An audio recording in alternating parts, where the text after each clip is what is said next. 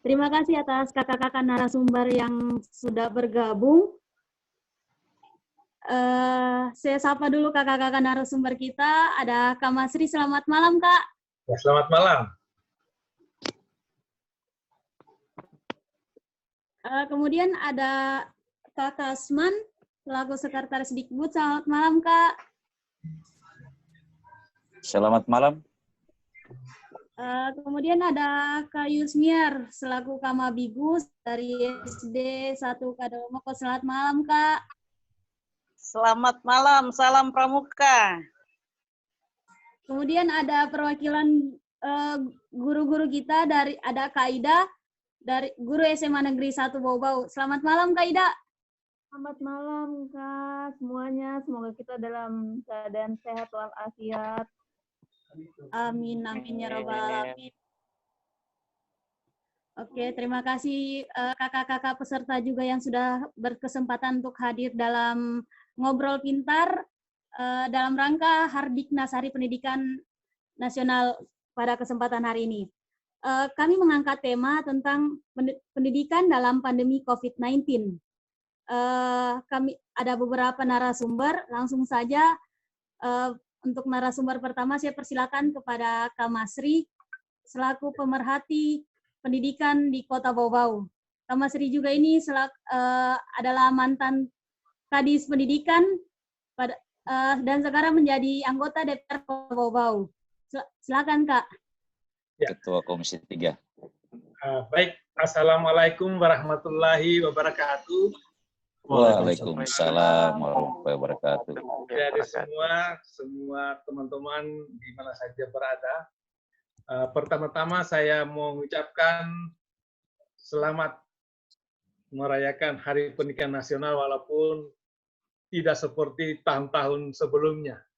Kalau setiap tahun biasanya di tiap daerah itu Hari Pendidikan Nasional itu adalah suatu peringatan yang selalu lebih ramai daripada peringatan-peringatan hari-hari besar nasional lainnya. Tahun ini ya karena kondisi wabah corona yang belum selesai, maka terpaksa kita merayakan itu dalam masing-masing, tetapi tidak mengurangi makna daripada Hari Pendidikan Nasional itu sendiri. Saya selaku pemerhati pendidikan melihat bahwa kebijakan menteri kita dalam menangani persoalan COVID-19 ini saya kira sudah cukup bagus, karena kalau tidak ada pembelajaran dengan sistem daring ini, anak-anak kita pastilah akan ketinggalan mereka di dalam mengikuti pembelajaran. Namun ya kita pahami sendiri, karena tentunya yang menjadi melatar belakangnya adalah bahwa tidak ada yang lebih penting daripada keamanan dan kesehatan siswa dan keluarga. Apapun itu, sehingga maka Menteri alhamdulillah pada tahun ini mengeluarkan suatu kebijakan yang ya ini mungkin pertama terjadi. Tahun ini tidak ada ujian nasional, tetapi mereka bisa ya dinyatakan lulus dengan hanya mempertimbangkan nilai-nilai di semester-semester sebelumnya. Tentunya ini ya menjadi salah satu spesifik barangkali ya. Tamatan tahun ini mereka mungkin beberapa puluh tahun yang akan datang mereka dikenal sebagai anak-anak SMP atau SMA yang tamatan corona. Begitu ya. Tapi alhamdulillah ya dengan metodologi, dengan teknologi yang sudah sangat maju saat ini, tidak ada yang tidak bisa dilakukan. Tidak ada yang tidak bisa dilakukan, namun tentunya banyak catatan. Terutama kalau saya melihat sebagai pemerhati pendidikan ini, banyak peran-peran guru yang memang ya terpaksa tidak bisa dilakukan oleh sebagai seorang guru. Bagaimanapun juga, walaupun secanggih apapun teknologi, peran guru itu pasti harus kita tidak bisa hilang itu. Ya apa pula kalau di dalam hal bagaimana kita menumbuhkan itu karakter pada masing-masing siswa. Karena keteladanan guru itu sangat penting. Kalau hanya melalui teknologi, melalui tatap seperti ini, saya kira akan tidak terlalu maksimal penerimaan siswa kita di dalam mentransfer ilmu dari gurunya kepada anak-anak kita. Mungkin itu pengantar dari saya, sehingga ya saya tentunya mengharapkan ya semoga lah COVID-19 ini cepat berakhir dan peran-peran guru ini kita lakukan kembali. Karena selama ini kita tahu bahwa sekolah-sekolah terutama yang sudah melaksanakan budaya-budaya yang bagus di sekolah-sekolah itu, peran guru ini sangat-sangat penting.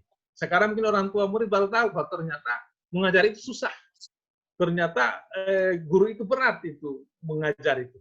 Nanti sekarang baru mereka tahu itu. Ya. Dengan mereka belajar di rumah, dengan mereka diajar di rumah, ternyata memang disitulah orang tua akan melihat bahwa betul-betul peran guru ini sangat dibutuhkan di masyarakat. Saya kira itu untuk sekadar pengantar dari saya. Sebentar kita diskusi lebih lanjut ya. Ini mungkin Pak Kasman selaku Sekretaris Dinas Pendidikan ini bisa menyampaikan kepada kita apa kebijakan-kebijakan pemerintah kita yang tahun ini selain yang saya sebutkan tadi itu ya ujian nasional yang tidak ada, tentunya termasuk mungkin ujian kenaikan kelas tidak ada Pak Kasman ya. Ujian kenaikan kelas pasti tidak ada. Kemudian juga pasti juga apa pula paket ABC saya kira sudah tidak ada mungkin. Ya, itulah apa yang mungkin Pak Kasman bisa menjelaskan kepada kita semua. Termasuk Pak Kasman ada pertanyaan dari masyarakat itu, apakah dana BOS itu boleh mereka menggunakan untuk misalnya menanggulangi COVID-19 di sekolah masing-masing? Apa dibolehkan itu misalnya? Itu mungkin nanti bisa disampaikan. Pastilah juga pasti ada kebijakan khusus mengenai penggunaan dana BOS yang untuk tahun ini. Saya kira demikian, Tutun. Tidak kedengaran ya? Kedengaran. Kedengaran, Pak. Kedengaran. Oh, iya. Kita jangannya Kak dari Kak Masri selaku pemerhati pendidikan Kota Bau-Bau. Selanjutnya saya persilakan kepada Kak Kasman selaku Sekretaris Dinas Pendidikan dan Kebudayaan Kota Bau-Bau. Silakan Kak. Waktu dan tempat saya silakan. Terima kasih Kak Tutun, Ketua DKC jago-jagonya markas ini dengan berbagai 1000 ide. Selamat malam semua. Selamat Saya malam, juga menyapa senior saya, guru saya, mantan kepala dinas saya, Kak Masri, dan selaku Ketua Komisi 3, anggota DPRD Kota Bau-Bau, yang juga membidangi bidang pendidikan. Kakak-kakak semua, sebelum saya lanjut, saya juga menyapa kepada teman-teman pendidik dan tenaga kependidikan. Selamat Hari Pendidikan Nasional tahun 2020. Semoga dengan kondisi kita pada saat sekarang ini, yang kita tidak meramaikan Hari Pendidikan dengan kegiatan upacara, tidak mengurangi semangat kita untuk melaksanakan tugas dan fungsi kita. Kami Dinas Pendidikan merupakan perpanjangan tangan dari pusat. Dan pada saat darurat COVID-19, itu Menteri Pendidikan dan Kebudayaan mengeluarkan surat edaran nomor 4 tahun 2020 tentang pelaksanaan kebijakan pendidikan dalam masa darurat penyebaran COVID-19. Isi dari surat edaran nomor 4 tahun 2020 itu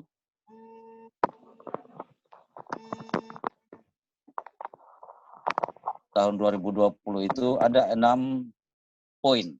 Ya, ada 6 poin. Ya. Yang poin pertama yaitu pembatalan atau ditiadakannya ujian nasional untuk tingkat SD, SMP, SMA. Kemudian poin yang kedua tentang proses belajar dari rumah. Nah, proses belajar dari rumah ini dilaksanakan dengan ketentuan sebagai berikut. Jadi yang pertama itu melalui pembelajaran daring atau jarak jauh, di mana proses ini diberikan untuk memberikan pengalaman kepada siswa tanpa terbebani dengan tuntutan penuntasan seluruh capaian kurikulum. Kemudian yang kedua, belajar dari rumah itu dapat difokuskan pada pendidikan kecakapan hidup, antara lain mengenai pandemi COVID-19. Pendidikan kecakapan hidup yang dimaksud ini agar siswa itu betul-betul mempraktekkan langsung tentang bagaimana pencegahan penyebaran COVID-19. Kemudian aktivitas dan tugas pembelajaran belajar dari rumah itu dapat bervariasi antara siswa, karena kita tahu persis kan masing-masing kondisi sekolah di Kota Bau-Bau ataupun di seluruh Indonesia ini berbeda-beda. Ada yang minat dan kondisi tentang kesenjangan akses atau fasilitas belajar di rumah. Itu juga perlu kita ingat. Tidak mungkin sistem yang kita terapkan di SD 3 Bau-Bau sama dengan sistem yang kita terapkan di SD Kolagana. Nah, itu. Kemudian bukti-bukti yang merupakan belajar dari rumah itu sebenarnya kan bukan merupakan angka-angka dalam bentuk penilaian atau evaluasinya, tapi dalam bentuk kualitatif. Kemudian yang kedua, ujian sekolah seperti apa yang dikatakan Kak Masri tadi, bahwa tahun 2020 ini memang kebijakannya Menteri Pendidikan itu dihilangkannya atau ditiadakannya pelaksanaan dari tingkat SD sampai SMA. Beberapa kategori atau ketentuan yang digunakan dalam pelulusan itu juga tadi sudah disampaikan oleh Kak Masri, bahwa dengan melihat nilai 5 semester, kalau di SD itu nilai di kelas 4, di kelas 5 dengan semester ganjil di kelas 6. Sama juga dengan di SMP maupun SMA, itu melihat di semester di kelas 7, 8, dan kelas 9 untuk 1 semester. Kemudian yang keempat, kebijakan tentang kenaikan kelas. Ini juga kenaikan kelas ini tidak diperbolehkan untuk melaksanakan evaluasi secara tes, karena di situ akan berdampak pada mengumpulkan orang banyak, sehingga memang tidak diperbolehkan untuk melaksanakan ulangan. Masalah ulangan kenaikan kelas itu dilakukan dalam bentuk portofolio nilai atau tugas-tugas yang didapat atau yang diperoleh sebelumnya. Kemudian ulangan akhir semester juga untuk kenaikan kelas itu dirancang untuk mendorong aktivitas belajar yang bermakna dan mengukur ketentuan capaian kurikulum. Yang jelas ini Menteri Pendidikan yang ditindaklanjuti oleh masing-masing dinas kabupaten kota itu betul-betul punya kebijakan tingkat tinggi dalam masa darurat COVID-19 ini. Kemudian yang kelima itu tentang penerimaan peserta didik baru. Penerimaan peserta didik baru, karena memang kita belum tahu kapan ini COVID-19 akan berakhir, maka tetap di dalam surat edaran nomor 4 tahun tetap dimasukkan bagaimana langkah-langkah kita di dalam melaksanakan penerimaan peserta didik baru. Dinas Pendidikan dan Sekolah itu sebenarnya diminta untuk menyiapkan mekanisme penerimaan peserta didik baru, di mana mekanisme itu tetap kita mengikuti protokol kesehatan untuk mencegah penyebaran COVID-19. Sehingga PPDB itu sebenarnya bagi yang daerah-daerah tidak mempunyai akses internet, ini sebenarnya pihak kementerian ini sudah menyampaikan kepada masing-masing dinas pendidikan, diminta untuk menyampaikan apakah perlu bantuan dari kementerian atau tidak. Nah, saya kira untuk SMP di Kota Bau-Bau itu insya Allah bisa kita laksanakan secara online pendaftarannya. Termasuk penggunaan dana BOS karena tidak adanya pelaksanaan ujian maupun ulangan semester, maupun kegiatan-kegiatan yang lain seperti Olimpiade Sains, Festival Nasional, maka anggaran-anggaran itu bisa dialihkan ke pencegahan penyebaran virus COVID-19. Seperti yang kita lihat di sekolah-sekolah itu adanya seperangkat alat kebersihan seperti cuci tangan, kemudian hand sanitizer maupun tisunya. Nah, baru-baru ini keluar juga perubahan Juknisbos nomor 19 tahun 2020, perubahan dari nomor 8 tahun 2020, itu di Juknis itu bisa dibelikan pulsa kepada guru maupun siswa dengan peruntukan untuk pembelajaran daring atau jarak jauh. Nah, hal ini juga kami sudah menyampaikan ke sekolah, kalau memang itu bisa dipertanggungjawabkan dan bisa digunakan semaksimal mungkin, kenapa tidak?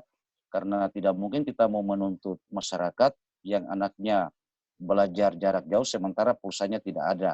Sekolah juga bisa membelikan pulsa kepada muridnya, gurunya, itu sudah ada di Juknis. Saya kira itu kebijakan-kebijakan yang kami laksanakan yang merupakan perpanjangan tangan dari pusat. Saya kira demikian. Terima kasih. Saya kembalikan kepada Kak Tutun. Halo? Halo Kak. Halo? Ya, terima kasih Kak. Sama-sama. Terima kasih Kak atas wejangan dari kakak narasumber, Kak Asman, selaku Sekretaris Dinas Pendidikan. Kemudian saya persilakan kepada kakak narasumber berikutnya, ada Kak Yusniar, selaku Kamar-Bigus. Bagaimana kondisi di lapangan, realita yang ada tentang pandemi COVID-19 ini? Silakan Kak. Ya, terima kasih Kakak Tutun. Assalamualaikum warahmatullahi wabarakatuh buat semua kakak-kakak yang sudah tergabung di Zoom ini. Saya menyapa ada Kak Masri, ada Kak Kasman selaku Sekretaris Dinas Pendidikan. Jadi di sini mungkin saya tidak banyak berbicara lagi karena sudah habis dikupas tuntas oleh Kak Kasman tentang kebijakan-kebijakan yang bisa diambil oleh pihak sekolah. Hanya di sini saya menambahkan sedikit, mungkin memang seperti apa yang telah disampaikan Kak Kasman tadi, bahwasanya dengan adanya COVID-19 ini, sehingga proses pembelajaran itu sudah lebih banyak di rumah. Kaitannya dengan itu, memang seperti apa yang disampaikan tadi, antara satu sekolah, kondisi satu sekolah dengan sekolah lain jelas berbeda. Kayak kami yang ada di satu Kadoloboko atau sebelumnya saya berada di Pala 3 itu, pembelajaran daring memang kurang maksimal dilaksanakan di sana karena kondisi siswa yang tidak memungkinkan, karena hampir seluruh siswa yang berada di sana tidak memiliki HP. Kalaupun mereka bisa mengakses itu, mereka menggunakan HP orang tua. Untuk itu langkah yang diambilkan, yang dilaksanakan oleh sekolah adalah dengan cara meminjamkan buku. Kita ketahui bahwasanya terjadinya pelarangan belajar di sekolah itu pada bulan Maret. Sehingga kalau kami di sekolah itu pada bulan Maret itu, anak-anak untuk SD itu, saya berbicara SD karena memang saya ruang lingkupnya SD, itu anak-anak baru selesai tengah semester. Sehingga mereka itu masih, untuk anak kelas bawah itu mereka masih ada di tema 7, sementara anak kelas atas mereka berada di tema 8. Jadi bukunya juga yang dipinjamkan masih di tema itu. Tetapi dengan adanya ini COVID-19 ini, mereka rata-rata guru kelas memanggil anak yang dekat rumahnya untuk menyampaikan kepada teman-temannya agar mengambil buku lagi untuk tema selanjutnya. memang pembelajaran setelah adanya ini kasus, orang tua mungkin banyak itu kita lihat di medsos-medsos, orang tua merasa kewalahan untuk menerima pertanyaan-pertanyaan dari anak-anak, bagaimana dengan tugas yang diberikan oleh gurunya, sehingga mereka menyadari begitu sulitnya menjadi seorang guru, seperti apa yang disampaikan oleh Kak Masri tadi. Kaitannya juga dengan itu, memang kalau di sekolah-sekolah yang orang tuanya ekonominya lebih tinggi, memang mungkin kelas itu bisa mereka melalui akses masing-masing guru itu kan punya apa namanya, ada kelas internnya mereka bersama orang tua bersama siswa, sehingga guru-guru bisa mengambil nomor-nomor anak-anak sehingga mereka punya grup WA masing-masing kelas. Tetapi bagi sekolah-sekolah yang siswanya tidak memiliki HP Android, itu yang menjadi kendala. Sehingga pembelajaran yang dilakukan yang di sekolah-sekolah pinggiran itu hanya dengan cara belajar meminjamkan buku. Mereka tidak bisa menggunakan cara belajar dengan daring. Itu mungkin yang perbedaannya antara satu sekolah dengan sekolah yang lain. Itu mungkin sekedar sebentar untuk penjelasan yang lain, seperti yang Kak Kasman sampaikan tadi, tidak ada ulangan semester, tidak ada ulangan kenaikan kelas, memang itu benar, sehingga kami kepala sekolah selaku pengambil kebijakan di satuan pendidikan itu memberitahukan kepada guru-guru melalui WhatsApp, karena kita tahu persis rata-rata guru SD itu sudah guru-guru tua, sehingga mereka kurang paham dengan aplikasi daring yang bisa dilakukan oleh teman-teman yang lain, tetapi bisa juga mereka gunakan aplikasi itu dengan pertolongan meminta bantuan kepada anak-anaknya. Itu mungkin yang saya bisa sampaikan pada kesempatan ini. Saya kembalikan kepada moderator. Terima kasih. Assalamualaikum warahmatullahi wabarakatuh. Waalaikumsalam warahmatullahi wabarakatuh. Terima kasih Kak Yusmia selaku perwakilan dari Kepala Sekolah atau Kamabigus. Berikut saya mengundang kakak narasumber keempat, ada Kak Ida, perwakilan dari guru. Kak Ida merupakan guru SMA Negeri 1 Bau-Bau. Saya persilakan kepada Kak Ida.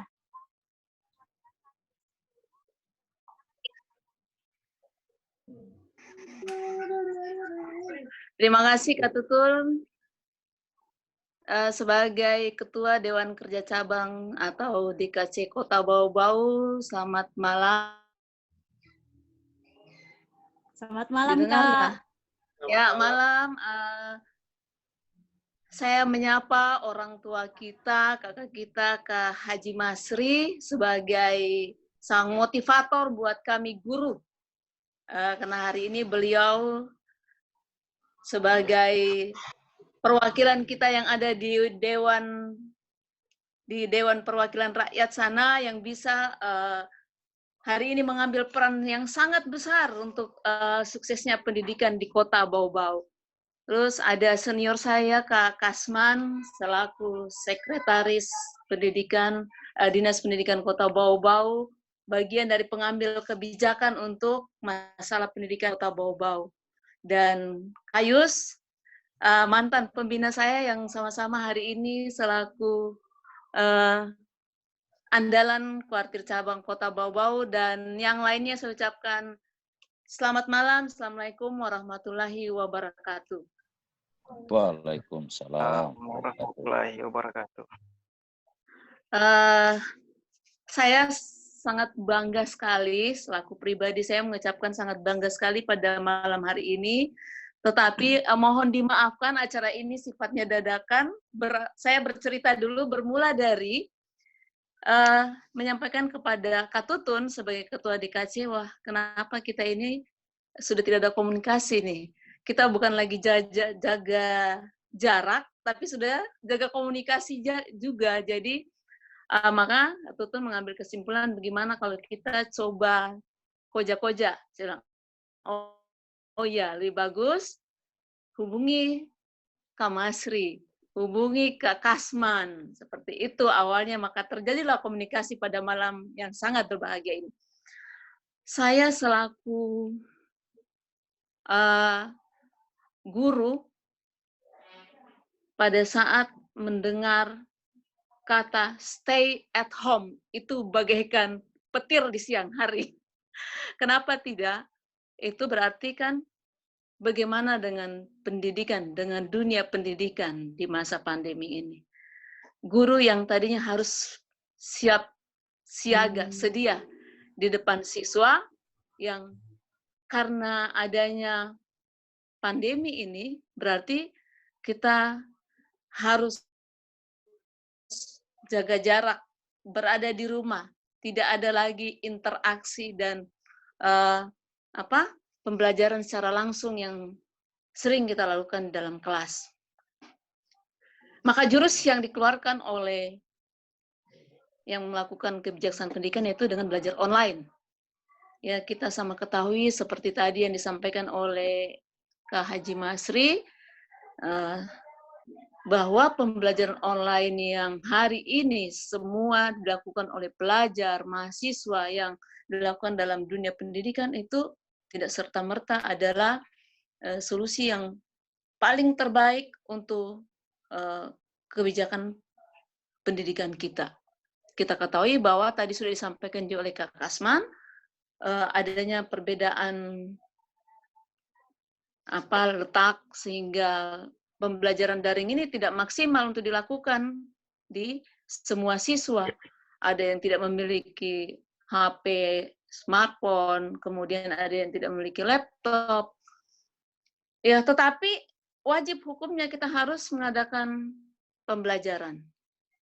Nah, saya mewakili teman-teman selaku guru mau tidak mau harus melaksanakan. Nah, pembelajaran online ini atau yang disebut dengan daring, pembelajaran berlaku, berjalan seperti biasa. Tetapi di sisi lain kita ini sebagai guru itu bagaimana kita menimbulkan sikap antusias. Itu sudah mustahil kita temukan di siswa kita. Pada saat kita melakukan pelajaran mungkin dia tidak ada di rumah, seperti yang dilakukan, contoh ya, seperti yang dilakukan oleh SMA Negeri 1 Bau-Bau. Itu berjalan sesuai dengan jadwal pembelajarannya. Kita melakukan absen, kemudian kita mulai pembelajaran. Hanya yang menjadi pertanyaan, apa pada saat kita melakukan pembelajarannya, apa siswanya berada di tempat atau dia masih jalan-jalan, namanya juga siswa. Jadi itu yang membuat saya, kapan cepat berakhir pandemi ini. Nah, di sisi lain memang di samping memang itu berefek pada ekonomi, juga berefek besar pada dunia pendidikan kita. Jadi mungkin itu saja dulu yang menjadi apa yang bisa sampaikan. Kita nanti berlanjut di diskusi bagaimana mencari solusi yang terbaik tentang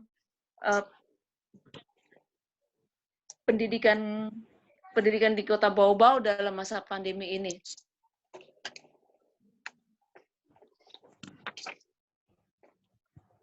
Halo, terima kasih atas wejangannya, Aida. Terima kasih atas wejangannya, Kak. Iya. Mungkin Kak Tutun kasih kesempatan Kak Bariun mungkin, karena SMP supaya kita tahu semua. SMP. Ya, mungkin kasih kesempatan Kak Bariun barangkali Kak Bariun, silakan SMP. Kak Bariun, saya persilakan Kak, perwakilan dari SMP, bagaimana menurut Kakak tentang pendidikan dalam pandemi COVID-19 ini, Kak? Ya, terima kasih. Assalamualaikum warahmatullahi wabarakatuh. Waalaikumsalam. Waalaikumsalam warahmatullahi wabarakatuh. Yang saya hormati orang tua saya, Haji Masri MPD, mantan Kepala Dinas, betul sekali sebagai motivator buat kami yang masih muda-muda.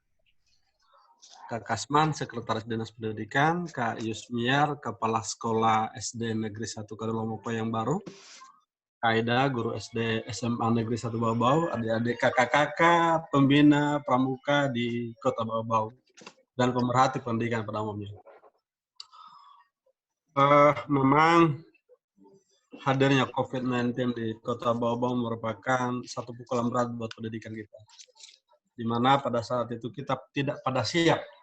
Sekolah pada umumnya tidak siap menghadapi kondisi itu. Sehingga kami di SMA Negeri 4 Bau-Bau, ketika rapat terakhir pemutusan untuk penetapan libur pada tanggal 16 Maret yang lalu, itu pas hari pertama kami melaksanakan ulangan bagi siswa kelas 9. Dan tentu karena penetapan libur maka mau tidak mau itu tidak bisa kita lanjutkan. Nah, menyikapi itu karena situasi terputusnya hubungan antara guru dan siswa, maka kami mencoba memang dari awal para bapak dan ibu guru wali kelas itu sudah punya data siswa masing-masing. Nah, yang kami lakukan pertama adalah belajar melalui grup WA. Kemudian banyak kami melihat bapak ibu guru hanya memberi tugas, kemudian mengoreksi pekerjaan siswa. Yang kemudian banyak kita lihat di media sosial bahwa KPAI, Komisi Perlindungan Anak, mengatakan bahwa guru hanya bertugas untuk membebani siswa. Nah, kami mencoba mencari jalan lain. Nah, alhamdulillah dengan keluarnya Permendikbud nomor 19 merupakan perubahan petunjuk teknis penggunaan dana BOS tahun 2020 ini sebagaimana disinggung oleh Pak Sekretaris Pendidikan dan Kebudayaan, maka dimungkinkan bagi sekolah untuk memberikan pulsa data buat guru dan siswa. Nah, kami mencoba di SMP Negeri 4 Bau-Bau mulai minggu ini, ya, hari Selasa kemarin, kami sudah membuat grup daring masing-masing kelas 7, kelas 8. Kalau kelas 9 memang kita tidak buat lagi grup khusus karena memang mereka sudah selesai tinggal menunggu pengumuman. Nah, alhamdulillah kami telah membuat jadwal tersendiri. Satu hari itu untuk 2 mata pelajaran dan saya semua ada di dalamnya. Jadi kami berbagai peran, ada yang bertugas sebagai pengajar dan ada yang berperan sebagai host. Seperti ini modelnya. Nah, pertama kami lakukan hanya sekitar kelas 7 20-30, kelas 8 20-30. Nah, alhamdulillah sampai dengan hari Sabtu yang tadi, pembelajaran pertama, kelas 8 sampai 55 siswa sudah bisa ikut. Kelas 7 sudah bisa 40 lebih siswa yang bisa ikut. Nah, memang ternyata sambil kami melihat kemungkinan dapat kita ambil, dan ternyata memang banyak anak-anak yang terkendala dengan data.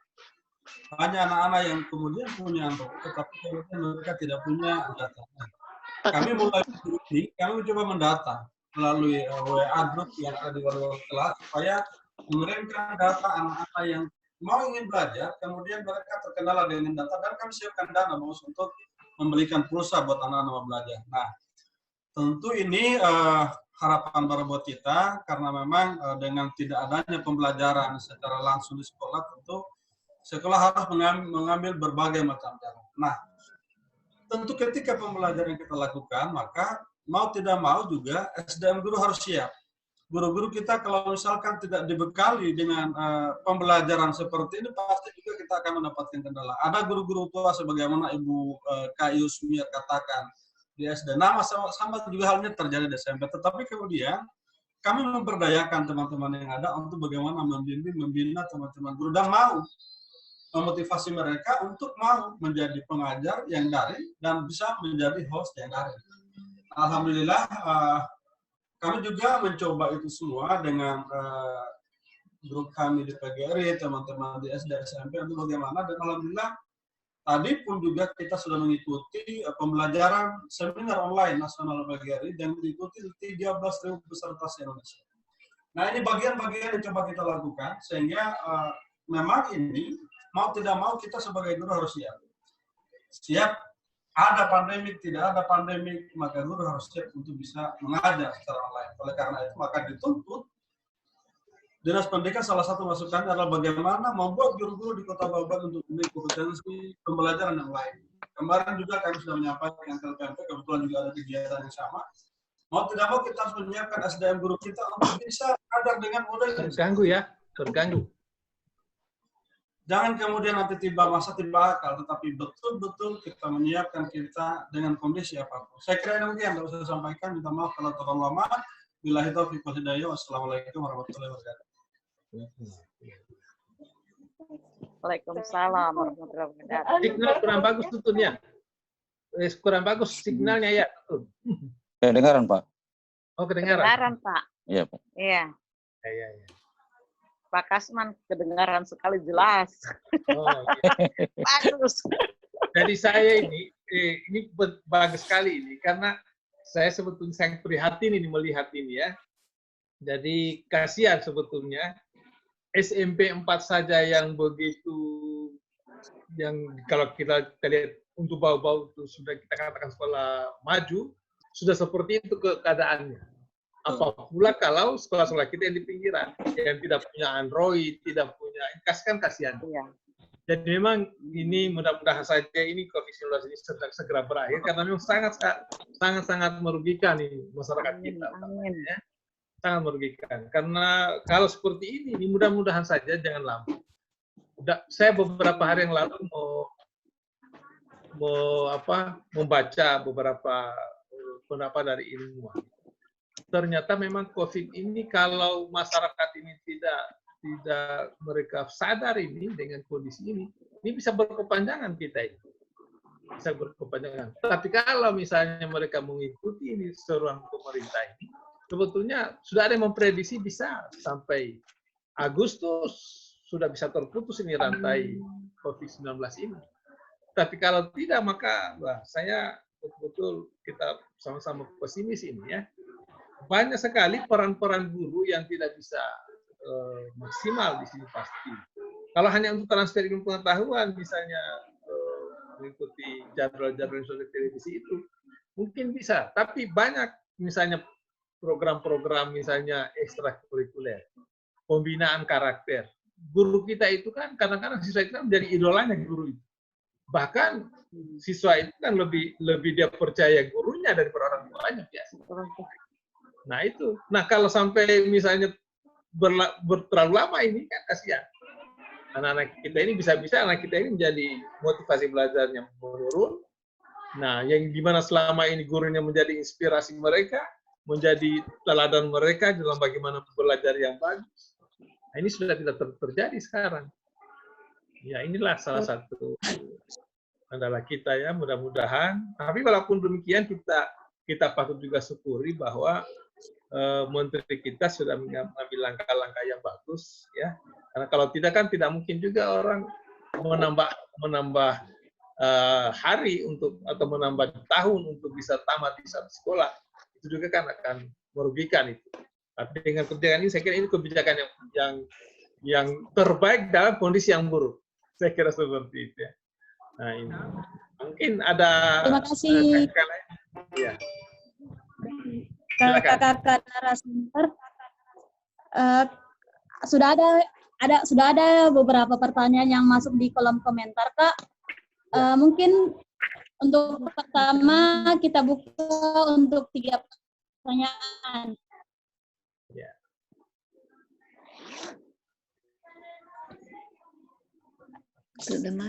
Pertanyaan pertama silakan dari Akval. Merupakan ketua OSIS SMA Negeri 1 Ikan baiknya untuk bertanya langsung pertanyaannya dan ditujukan kepada siapa? Ya, silakan. Silakan Akval. Baik, assalamualaikum warahmatullahi wabarakatuh. Waalaikumsalam. Pertanyaan ini saya tujukan di Kakak Kasman. Begini, kebijakan dari Kemendikbud itu yaitu mengalihkan proses belajar mengajar yang awalnya dilaksanakan di sekolah, kini dilakukan di rumah. Dan pembelajarannya itu dilakukan secara online. Memang pada pembelajaran online ini memberikan kita banyak pelajaran agar kita bisa beradaptasi bagaimana cara-cara untuk melakukan pembelajaran melalui online. Tapi di balik adanya pengalaman ini, ada juga beberapa kendala. Seperti misalnya siswa-siswa yang tidak mempunyai gadget atau handphone, kemudian jaringan yang tidak mendukung di daerah mereka, itu dapat merugikan mereka sendiri. Mereka tidak bisa melakukan proses belajar mengajar online, tapi tadi ada penjelasan bahwa hal ini bisa diatasi dengan memberikan buku pelajaran kepada mereka agar bisa dipelajari. Tapi bagaimana dengan proses absen yang dilakukan guru-guru di sekolah-sekolah, otomatis kan yang tidak ikut pelajaran ini dinyatakan tidak hadir atau alfa. Jujur hal ini bisa merugikan siswa yang terkendala tersebut. Jadi saya minta kebijakan bagaimana hal itu bisa diatasi kepada Kakak Kasman. Mohon maaf apabila terjadi kesalahan. Wabillahi taufiq wal hidayah. Wassalamualaikum warahmatullahi wabarakatuh. Waalaikumsalam. Langsung saja ya. Waalaikumsalam warahmatullahi wabarakatuh. Saya langsung saja ya. Halo. Mau langsung saja, Kak? Iya. Monggo silakan. Halo, silakan. Silakan, Kak. Ya, sebelumnya Halo, saya minta maaf, saya mau merokok dulu ya. Menjawab, Kak. Lepas dulu, Kakak. Tidak lancar pikiran ini. Hati-hati. Ada rokok yang kena virus. Jadi begini, Kak Fal. Itu sebenarnya kebijakan dari Mendikbud yang termuat dalam Surat Edaran nomor 4 tahun 2020 itu sebenarnya tidak semata-mata penyampaian belajar dari rumah itu dilaksanakan secara online. Itu harus dipahami ini sebenarnya oleh teman-teman guru. Jangan semata-mata bahwa ini bagaimana kalau tidak ada sinyal, bagaimana kalau tidak ada HP Android-nya anak-anak. Itu kan di surat edaran itu sudah jelas-jelas. Ada 4 intinya ya di dalam penyampaian tentang belajar dari rumah itu. Itu kan yang pertama, tidak mesti harus melalui online. Belajar dari rumah itu bisa difokuskan pada pendidikan kecakapan hidup. Pendidikan kecakapan hidup itu kan tidak mesti harus, karena memang tidak dituntut agar anak-anak itu menuntaskan capaian kurikulumnya untuk proses kenaikan kelas. Pendidikan kecakapan itu kan praktik langsung anak-anak. Mereka tidak hanya mengenal teori bagaimana mencegah penyebaran COVID, tetapi mereka langsung melakukan. Mungkin mencuci tangan, mungkin melaksanakan jaga jarak di rumah atau di halamannya. Inilah yang dimaksudkan dalam pendidikan kecakapan hidup yang termuat dalam ketentuan belajar dari rumah. Kemudian yang kedua, belajar bermakna. Belajar bermakna itu artinya semua yang jelas di garis bawah itu tidak dituntut untuk menuntaskan kecakapan kurikulumnya atau kriteria ketuntasan minimal untuk kenaikan kelas. Kemudian yang kedua, di dalam melaksanakan belajar dari rumah yang dimana ada tuntutannya secara daring itu bukan merupakan harga mati juga. Ini kan harus dilihat kondisi di mana sekolah itu berada, di mana anak-anak itu berada, sehingga minat dan keberadaan anak-anak itu perlu juga ditahu. Tidak mesti harus dipaksa online semua, tidak harus mesti belajar membuka gadget semua. Terus feedback antara guru dan murid itu kan tidak dilakukan dengan penilaian kuantitatif. tidak dilaksanakan dengan penilaian kuantitatif atau pemberian skor. Itu hanya digunakan dengan penilaian kualitatif atau penjelasan. Nah, sehingga memang saya katakan tadi bahwa kebijakan belajar dari rumah oleh Menteri Pendidikan yang dituangkan dalam surat edaran nomor 4 tahun 2020 itu memang sangat-sangat bijak. Ini dalam rangka pandemi COVID-19. Saya kira begitu, Apal. Kasih. Tidak, masih bisa.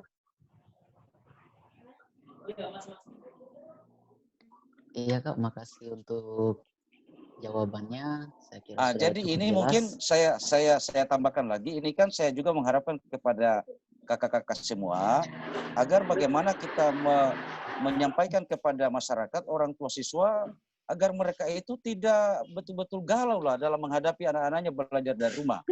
Nah, ini kan memang kondisional dan memang sudah disampaikan di dalam surat edaran itu. Kalau memang dia tidak punya internet, ya mungkin bagaimana. Yang jelas mereka itu jangan hanya dia bangun tidur makan saja di rumah. Yang kedua juga diharapkan untuk tetap dilaksanakan pemantauan oleh guru-guru maupun kepala-kepala sekolahnya. Begitu. Jadi kondisional memang semua itu. Saya kira demikian.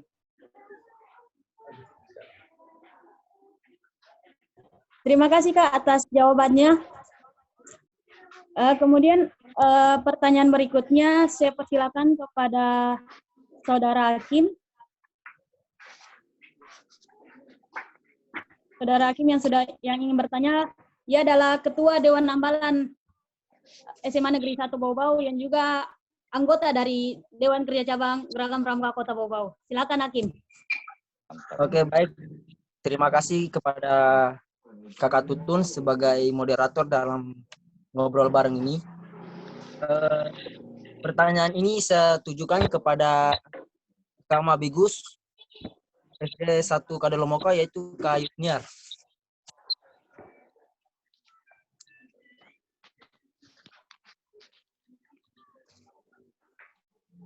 Bagaimana Kak Yusniar?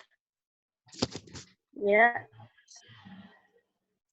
Baik Kak, saya ingin bertanya.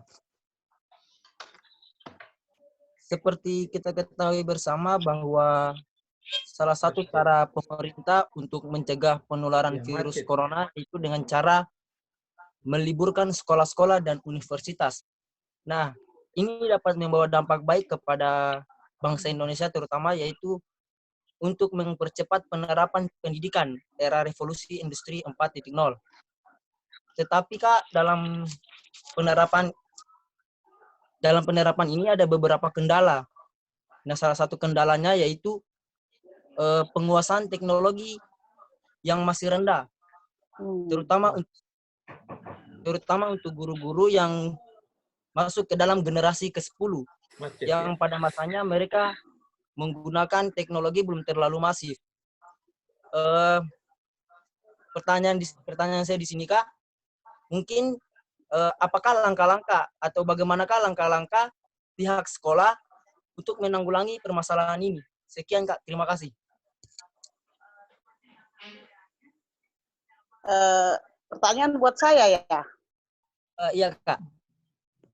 Ya, memang terima kasih ya kakak-kakak, adik dari Dewan Kerja Cabang. Memang permasalahan ini bukan hanya permasalahan kita di Kota Bau-Bau, saya kira untuk kita untuk seluruh Indonesia seperti begitu. Ya, Kak. Menghadapi guru-guru yang kurang paham dengan IT, seperti yang saya katakan tadi, harus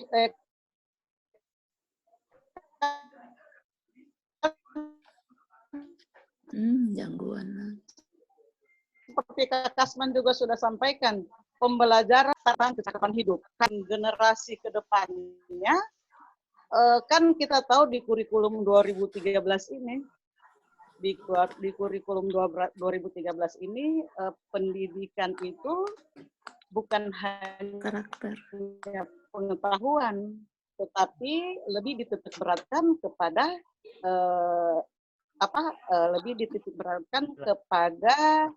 sikap anak. sikap anak, perilaku anak, sehingga seperti yang dikhawatirkan ini, daring ini kan, pembelajaran secara daring ini kan yang diharapkan adalah pengetahuannya, aspek pengetahuan. Sementara di kurikulum 2013 ini dititik beratkan kepada aspek sikap spiritual maupun sikap sosialnya. Bukan hanya pengetahuan, tetapi keterampilan juga termasuk. Jadi memang saya kira ini sudah sejalan. Diharapkan generasi ke depan bukan hanya pandai pengetahuannya, tetapi pandai juga untuk sikap spiritualnya, untuk kejujurannya, untuk kerjasamanya, gotong royongnya di masyarakat.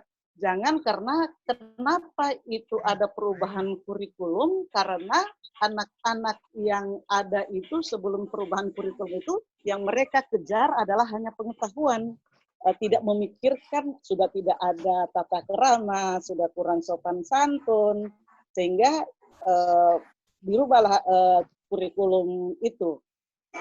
Kaitannya dengan guru-guru tadi, guru-guru tetap berupaya untuk belajar bagaimana dengan menggunakan daring. Hanya seperti yang saya sampaikan tadi, guru-guru mungkin bisa beli HP Android, tetapi tidak semua anak bisa memiliki HP Android, apalagi kami di SD, apalagi anak-anak kami di SD. Belajar daring juga anak kelas 6 mungkin bisa, anak kelas 5 bisa, tetapi bagaimana dengan anak kelas rendah? Seperti itu. Jadi generasi muda tidak usah takutlah untuk tahun sekarang, anak sekolah tidak usah takutlah bahwasanya tidak pembelajaran tidak maksimal, jelas tidak maksimal.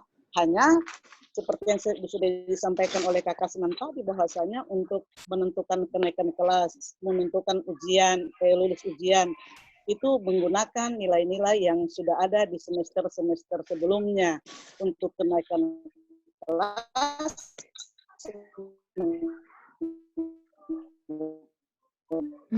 gangguan. Kan nilai-nilai tidak lagi harus sampaikan. Terima kasih. Baik, terima kasih atas jawabannya dari Kak Yusniar. Terganggu ya? Iya sedikit Kak. Lagi dari Ya, saya lanjutkan tadi ya, saya lanjutkan sedikit. Oh, siap Kak. Ya, jadi begini Kak Kim, ya, Kak? Untuk menanggulangi ketidakmampuan dari guru-guru terhadap penguasaan IT, ini untuk menjawab era milenial. Ya, sebenarnya di dalam merekrut guru-guru sekarang maupun kepala-kepala sekolah sekarang kan harus dituntut untuk menguasai IT, dalam hal ini apakah itu HP Android karena di dalamnya ada fasilitas internetnya maupun komputer yang digunakan sebagai fasilitas di dalam membuat laporan pertanggungjawaban atau menggunakan fasilitas lain. Bahkan beberapa bulan yang lalu itu kami laksanakan diklat penguatan kepala sekolah. Itu memang dipaksa betul itu kepala-kepala sekolah itu harus bisa mengoperasikan komputer. Bahkan ada beberapa kepala sekolah nanti pada saat itu baru dia beli komputer. Jadi dipaksa untuk tahu bagaimana dia buka, bagaimana dia on off kan. Bahkan ada kepala sekolah itu yang lucu, dia buka saja laptopnya tidak bisa. Padahal terbalik, harusnya di depan dia simpan di belakang, harusnya di belakang pantas tidak bisa terbuka. Ini. Jadi memang ini sebenarnya bukan hanya tanggung jawabnya kepala-kepala sekolah, tetapi tanggung jawabnya kami di Dinas Pendidikan itu terhadap guru-guru yang mempunyai kemampuan yang sangat minim terhadap tantangan di era digital sekarang ini. Saya kira begitu. Itu pun juga kan kami tetap menerima masukan dari teman-teman dari kakak-kakak semua supaya memang pendidikan kita di Bau-Bau ini dapat berkembang dengan pesat dengan arahan dan petunjuk dari abang saya Ketua Komisi 3 ini yang menangani bidang pendidikan. Saya kira begitu, Hakim. Ya Kak, makasih Kak. Bagaimana, Hakim? Ya sangat Sudah jelas jelas? sekali Kak. Ya Kak, jelas. Terima kasih. Terima kasih Kak. Berikutnya, untuk pertanyaan berikutnya, sudah ada yang japri dari Fiesta. Terganggu. Selaku Tidak jelas. Halo? pertanyaan berikutnya dari Fiesta selaku pengurus Dewan Kerja Cabang Kota Bau-Bau dan juga sebagai siswa SMA Negeri 1 Bau-Bau. Silakan. Tidak jelas. Terganggu ya? Jelas Pak, jelas Pak. Jelas. Pak, suaranya Kakak jelas. Nah, kalau suaranya yang itu tuh tidak jelas. Halo? Coba diulang, Tun diulang. Ya, coba lihat Kak Masri bagaimana tuh. Ada berikutnya ada pertanyaan lagi Kak dari Fiesta, utusan dari Dewan Kerja Cabang Kota Bau-Bau yang juga sebagai siswa SMA Negeri 1 Bau-Bau. Iya. Silakan Fiesta. Iya.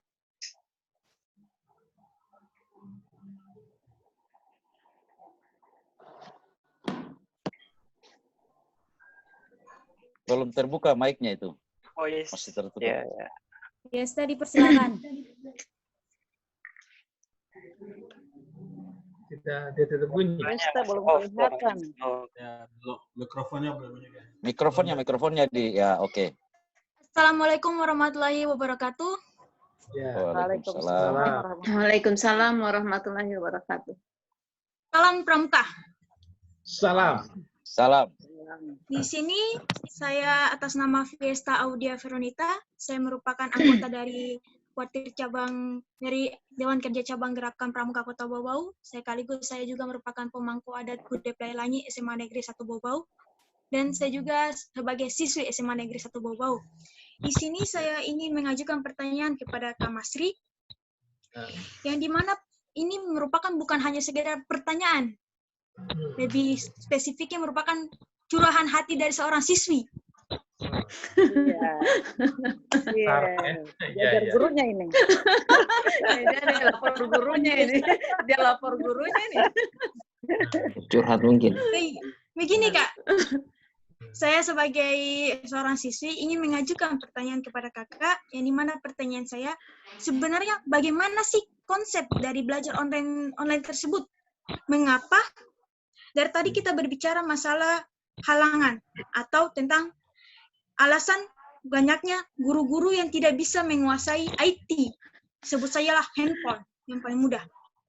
Namun faktanya di dalam lapangan yang saya pribadi saya rasakan, ada juga guru-guru yang menguasainya, yang memiliki smartphone, yang memiliki akun media sosial, namun beliau hanya sekedar memberikan tugas.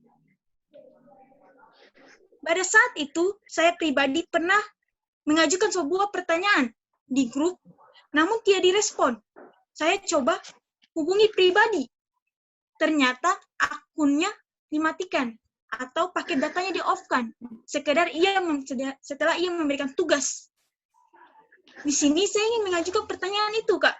Mengapa demikian? Mengapa seorang siswi itu atau siswa hanya sekedar diberikan tugas toh mentah begitu saja?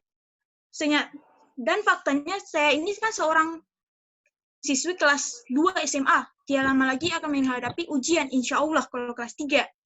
Kalau ini mudah-mudahan seperti ada corona. Nah, di sini otomatis kita ini membutuhkan juga yang namanya materi pengetahuan, bukan hanya sekedar tugas. Yang dimana menurut saya tugas-tugas tersebut hanya menyebutkan tentang nilai-nilai saja. Nilai-nilai yang akan diisikan di rapor-rapor saja. Tapi saya pribadi saya merasa tidak adanya pengetahuan yang terserap di pemikiran, karena kami hanya sekedar diberikan tugas, tapi kami tidak memiliki wadah untuk bertanya. Demikian, dan saya ajukan pertanyaan kepada Kak Masri, bagaimana sih konsepnya ini, Kak? Terima kasih. Assalamualaikum warahmatullahi wabarakatuh. Ini bagus sekali ya. Pertanyaannya bagus sekali. Jadi memang tadi sebetulnya sudah disampaikan Kak Kasman itu, bahwa kebijakan Menteri ini sebetulnya bukan satu-satunya itu pembelajaran melalui daring. Ada cara lain. Seperti tadi itu di SD, Kadolomoko, mungkin dia yang meminjamkan buku kepada anak. Ya, tetapi saya mau sampaikan kepada semua guru ini ya, semua guru di Kota Bau-Bau mulai SD sampai SMA. Itu harusnya ini kalau kondisi seperti ini, murid itu harusnya diberikan silabus. Jadi silabus guru itu bukan lagi rahasia, itu harusnya. Karena kurikulum itu kan tercantum di dalam silabus kurikulum itu. Jadi entah bagaimana siswa bisa menguasai silabus itu, jadi harus melalui beberapa metode tadi. Bisa pakai daring, bisa pakai tugas, bisa juga melalui program-program yang diadakan oleh pemerintah pusat, melalui pemerintah pusat kan ada juga kegiatannya melalui televisi pendidikan itu ada itu. Ya, materi-materi yang memang ada di kurikulum. Sehingga siswa itu memang kondisi seperti ini, karena kita berharap ini sebetulnya COVID-19 ini segera berakhir. Tapi kalau dia tidak berakhir, maka guru harus punya inovasi, guru kita itu. Ya. Jadi utamanya tadi itu. Jadi silabus sudah harus dibagi kepada seluruh siswa. Disampaikan kepada orang tua siswa bahwa silabus yang dipakai, yang diberikan itu sekaligus disampaikan. Dalam silabus itu kan harus ada, misalnya materi ini bahan ajarnya apa di buku apa, karangan apa dia. Jadi orang tua bisa mencari buku. Kalau misalnya di sekolah ternyata bukunya tidak cukup untuk dibagikan kepada siswa, boleh orang tuanya berinisiatif membeli misalnya di toko buku dan sebagainya, sehingga pembelajaran yang ada di silabus bisa mereka pelajari. Nah itu. Nah memang kalau seandainya semua bisa berinovasi sebetulnya, terutama guru-guru ini, memang kalau kita melihat peran-peran guru sebetulnya banyaklah yang tidak maksimal di sini, ya. Karena murid itu kan kita tahu biasanya murid kita itu kan melihat keteladanan gurunya, ya, melihat bahkan murid itu bisa termotivasi belajar kalau gurunya juga bisa memberi inspirasi yang bagus. Nah, berbeda kalau hanya melalui televisi misalnya atau melalui online, memang disitulah perbedaannya. Sehingga saya bisa katakan bahwa secanggih apapun teknologi tidak bisa menggantikan peran guru itu. Tidak akan bisa itu. Tidak akan bisa pasti. Tetapi karena kondisi negara kita seperti ini, ya mau tidak mau kita lakukan upaya-upaya tadi itu sehingga tidak sampai kita mandek, tidak sampai pendidikan kita ini tidak bisa stagnan gara-gara karena COVID-19 ini. Itu. Ya, jadi saya sebetulnya ingin menghimbau sekali ini, utamanya kepada kepala sekolah, ya, silabus itu harus dibagi, dan lengkap cara membaginya. Jadi kalau tadinya mungkin silabus itu menjadi hanya pegangan guru, ya sekarang silabus harus dibagikan kepada siswa. Dan mereka tahu, oh harusnya kalau di kelas ini yang dipelajari oleh anak saya itu ini. Buku referensinya buku ini. Nah, kalau di sekolah tidak disiapkan buku, ya apa boleh buat, orang tua mungkin bisa berinisiatif di sana itu untuk memberikan anaknya. Atau dengan cara bagaimana lah. Sekarang kan di sekolah-sekolah itu ada yang namanya parenting ya. Kumpulan orang tua murid. Kelas parenting. Di sini harusnya itu orang tua mungkin karena tidak semua orang tua mungkin mampu, ada yang tidak mampu. Misalnya di sana itu saling mau informasikan bahwa oh kami di tempat saya ada buku, bisa dipinjamkan kepada teman-teman lainnya. Ya dalam rangka tadi itu membantu yang berpunya, membantu kepada yang tidak berpunya. Nah, disinilah bagaimana kita misalnya mensiasati ini sehingga COVID-19 ini mudah-mudahan cepat berakhir tentunya. Tapi kalaupun misalnya masih berjalan, ya kita masing-masing berinovasi, ya. Terutama tentunya dorongan dari dinas. Nah, kami tinggal mau support, yang mau support, kami bisa diberi misalnya tanggung jawab di sana untuk bagaimana agar sekolah-sekolah itu bisa berjalan sebagaimana yang kita harapkan. Begitu ada ya? Siap ya Kak, makasih Kak.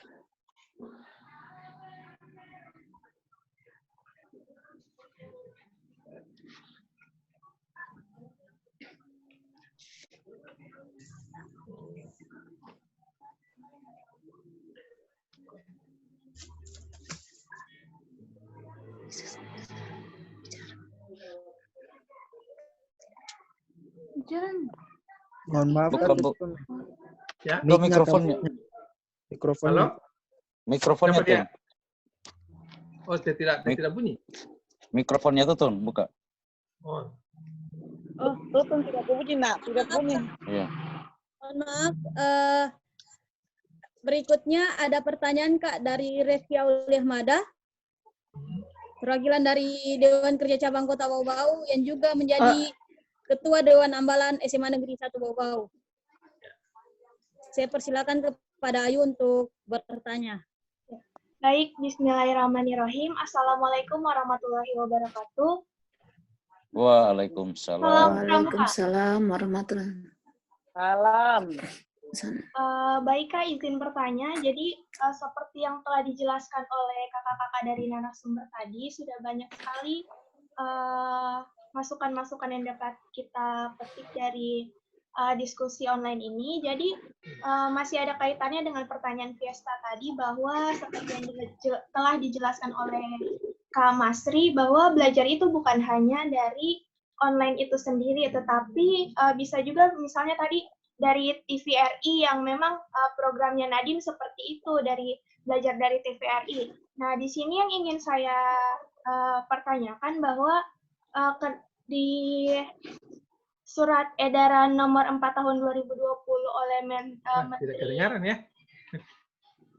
Kedengaran, terganggu. Kedengaran, Kak, kedengaran. Surat Edaran dari Menteri Pendidikan itu nomor 4 bahwa bagian B bahwa ujian akhir semester untuk kenaikan kelas dapat dilakukan dalam bentuk portofolio nilai rapor dan prestasi yang diperoleh sebelum penugasan tes daring dan atau bentuk asesmen jarak jauh lainnya. Jadi di sini yang ingin saya tanyakan Kak, seperti kebanyakan dari siswa-siswa itu guru-gurunya bilang bahwa tugas-tugas yang telah diberikan dari tes daring itu sendiri sudah merupakan nilai kalian untuk dirapor. Jadi barang yang tidak mengerjakan nilai tugas-tugas dari tes daring ini, jadi berarti nilainya akan turun. Nah, di sini yang ingin saya pertanyakan bagaimana dengan surat edaran juga yang nomor 2, yang surat edaran nomor 4 tahun 2020 itu yang menyatakan bahwa belajar dari rumah itu melalui pembelajaran daring jarak jauh bagi siswa tanpa terbebani tuntutan menuntaskan seluruh capaian kurikulum untuk kenaikan kelas maupun kelulusan. Jadi di sini dengan adanya tugas-tugas dan penekanan dari guru tadi bahwa tugas itu merupakan nilai ibunya dia untuk naik ke kelas 3, misalnya saya kelas 11 untuk naik ke kelas 3, berarti guru-guru itu hanya memfokuskan kepada nilai-nilai yang surat edaran tadi, yaitu dengan ujian akhir semester itu dinilai dari portofolio atau tugas-tugas dari selama masa pandemi COVID ini, Pak. Jadi di sini yang ingin saya tanyakan itu bagaimana dengan orang-orang misalnya kan sudah dikasih solusi bahwa bisa belajar di TVRI, tapi penekanan di sekolahnya itu harus nilai-nilai tugas-tugas itu semua dari daring. Jadi bagaimana solusinya, Pak? Kan untuk SMA ini sendiri dia naungan dinas provinsi. Jadi mungkin ada kaitannya sedikit dari dinas pendidikan Kota Bau-Bau itu sendiri menanggapi kebijakan ini sendiri, Pak. Terima kasih. Siapa yang jawab nanti? Saya atau Kak Kasman? Mungkin bisa dari Kak Masri. Nah, saya. Jadi begini, itu nilai itu adalah akumulasi dari semua, bukan hanya tugas-tugas. Jadi nilai-nilai semester sebelumnya itulah yang menjadi patokan, menjadi pertimbangan juga. Jadi misalnya sekarang kelas 2, loh, mau naik kelas 3. Jadi nilai-nilai di kelas 2 yang di semester 1, semester 2 itu menjadi pertimbangan itu untuk naik di kelas. Nilai-nilai semester itu menjadi pertimbangan. Ditambah tugas-tugas. Seperti itu. Tidak hanya tugas. Ya, termasuk perilaku di ketika sebelum COVID-19 kan kalian sudah ditahu oleh gurunya wali kelasnya bahwa anak ini akhlaknya bagus, perangainya bagus, sikapnya bagus. Nah, tugas-tugas selama ini juga kalau diberikan sebelum COVID bagus. Nah, Jadi itulah menjadi pertimbangan-pertimbangannya. Jadi prinsipnya siswa itu tidak dirugikan. Ya, pasti ada nilai, tapi akumulasi dari semua tadi. Ya, nilai-nilai di ketika sebelum COVID ini. Jadi bukan hanya tugas-tugas itu, ya, tidak seperti itu. Sehingga tidak usah khawatir karena kalau kita tidak misalnya mengerjakan tugas bagaimana ini? Ya artinya walaupun mungkin pasti ada pertimbangan, tapi tidak satu-satunya tugas itu menjadi nilai untuk naik kelas. Tidak satu-satunya. Ya akumulasi daripada seluruh kegiatan selama ini. Baik itu mulai ketika dulu sebelum COVID ini ada nilai-nilai dari gurunya, tugas-tugas dari gurunya, pembelajaran dari gurunya, kemudian nilai semesternya yang lalu, itu yang menjadi pertimbangan, ya, tidak hanya tugas. Saya dipahami ya. Nah, mungkin Kakak Asman bisa menambahkan ini. Ya, terima kasih. Terima kasih, Kak Masri. Saya mungkin menyampaikan bahwa sebenarnya kita membaca isi surat edaran itu jangan sepotong-sepotong. Itu harus dilanjutkan pada bagian C-nya supaya betul-betul sempurna. Itu pemahaman kita maupun pemahaman guru. Kan di bagian C-nya itu kan ulangan akhir semester untuk kenaikan kelas dirancang untuk mendorong aktivitas belajar yang bermakna. Nah, inilah yang harus kita pahami sebenarnya yang seperti apa itu yang belajar bermakna itu. Dan tidak perlu mengukur ketuntasan capaian kurikulum secara menyeluruh. Nah, itu kan di bagian C-nya itu. Nah, kalau dia tidak pahami juga dengan di bagian C-nya, ya kita kembali ke penyampaian tadi bahwa seperti apa yang dikatakan Kak Masri bahwa nilai itu merupakan akumulasi dari keseluruhan evaluasi yang dilaksanakan oleh sekolah maupun guru. Jadi keliru itu kalau guru mengatakan bahwa kalau tidak melaksanakan tes daring melalui online tidak akan naik kelas. Nah, itu bisa melanggar dari apa itu yang menangani anak itu. Karena di situ kan ada akumulasi dari rapor dan prestasi yang diperoleh sebelumnya. Ada penugasan, ada tes daring, atau bentuk asesmen jarak jauh lainnya. Jadi tidak mesti harus semuanya itu. Nah, yang kedua juga, di dalam penilaian K13 ini kan sudah seperti apa dikatakan Kak Masri tadi, ada penilaian akhlaknya, moralnya. Begitu, memang merupakan akumulasi dari semua itu. Ini kan terjadi seperti di pelaksanaan ujian dengan tidak dilaksanakan ujian ini kan orang mengira bahwa keluar atau tidak melalui proses semester satunya kemarin sudah lulus. Itu tidak mungkin karena dia tidak memenuhi syarat. Karena penilaian dari 5 semester itu dia sudah kurang 1 semester sehingga tidak memenuhi syarat. Sehingga tidak seperti itulah. Artinya keliru juga guru itu, saya minta maaf kalau menyampaikan kepada adik-adik, kepada siswa bahwa kalau tidak melaksanakan belajar online, kamu tinggal kelas. Kalau tidak melaksanakan bentuk asesmen jarak jauh lainnya, tinggal kelas. Itu keliru juga itu. Jadi seperti apa yang dikatakan Kak Masri tadi, itu penilaian itu merupakan akumulasi dari keseluruhannya.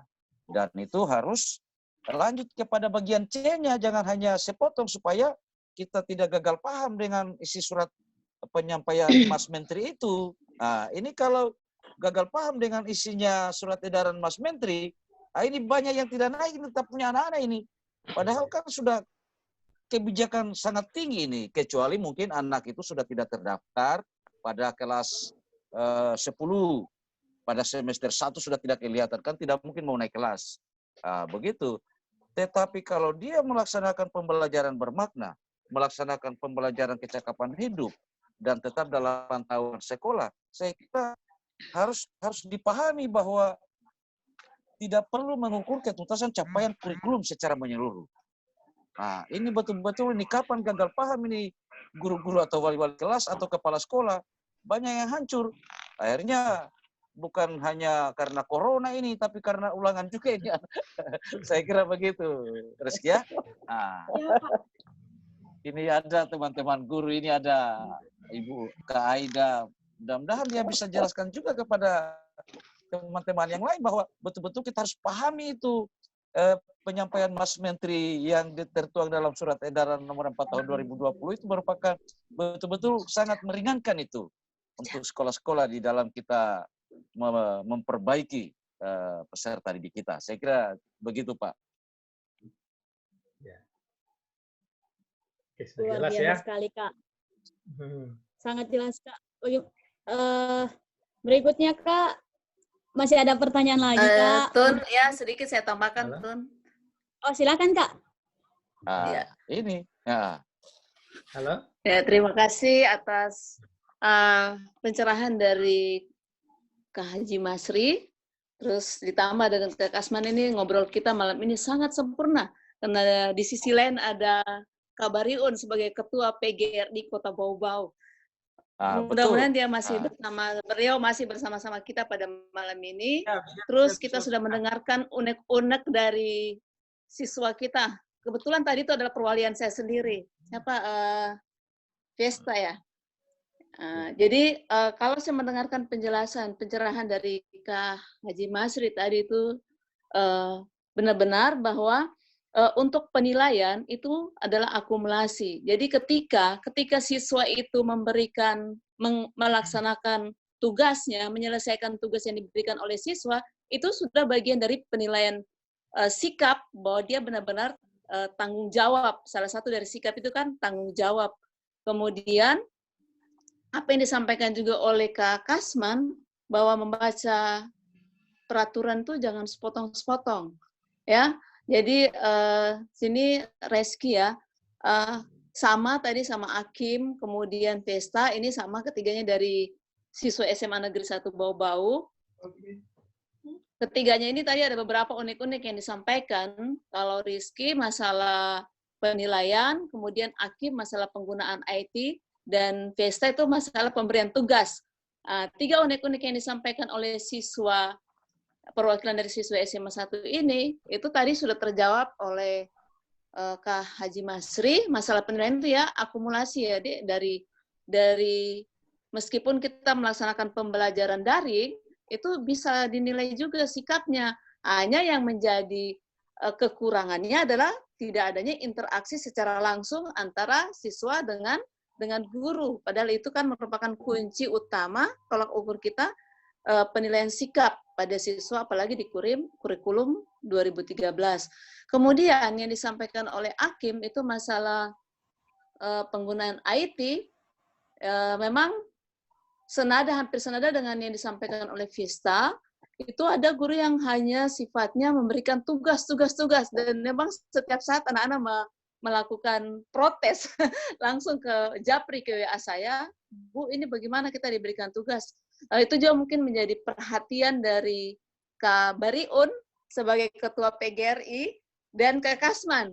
Artinya harus bersinergis antara Dinas Pendidikan dengan pengawas tambah kepala sekolah. Mungkin artinya dalam kita melaksanakan pembelajaran daring ini, itu kita tidak hanya menonton, memberikan tugas, jadi ada juga yang namanya inovasi-inovasi lain. Jadi saya mewakili anak-anak saya malam ini juga menyampaikan bagaimana kalau Kak Bariun atau Kak Kasman putus-putus. Ya halo, dengar Kak? Itu Pak. Dengar. Jelas. Jelas. Lanjut Aida. Iya,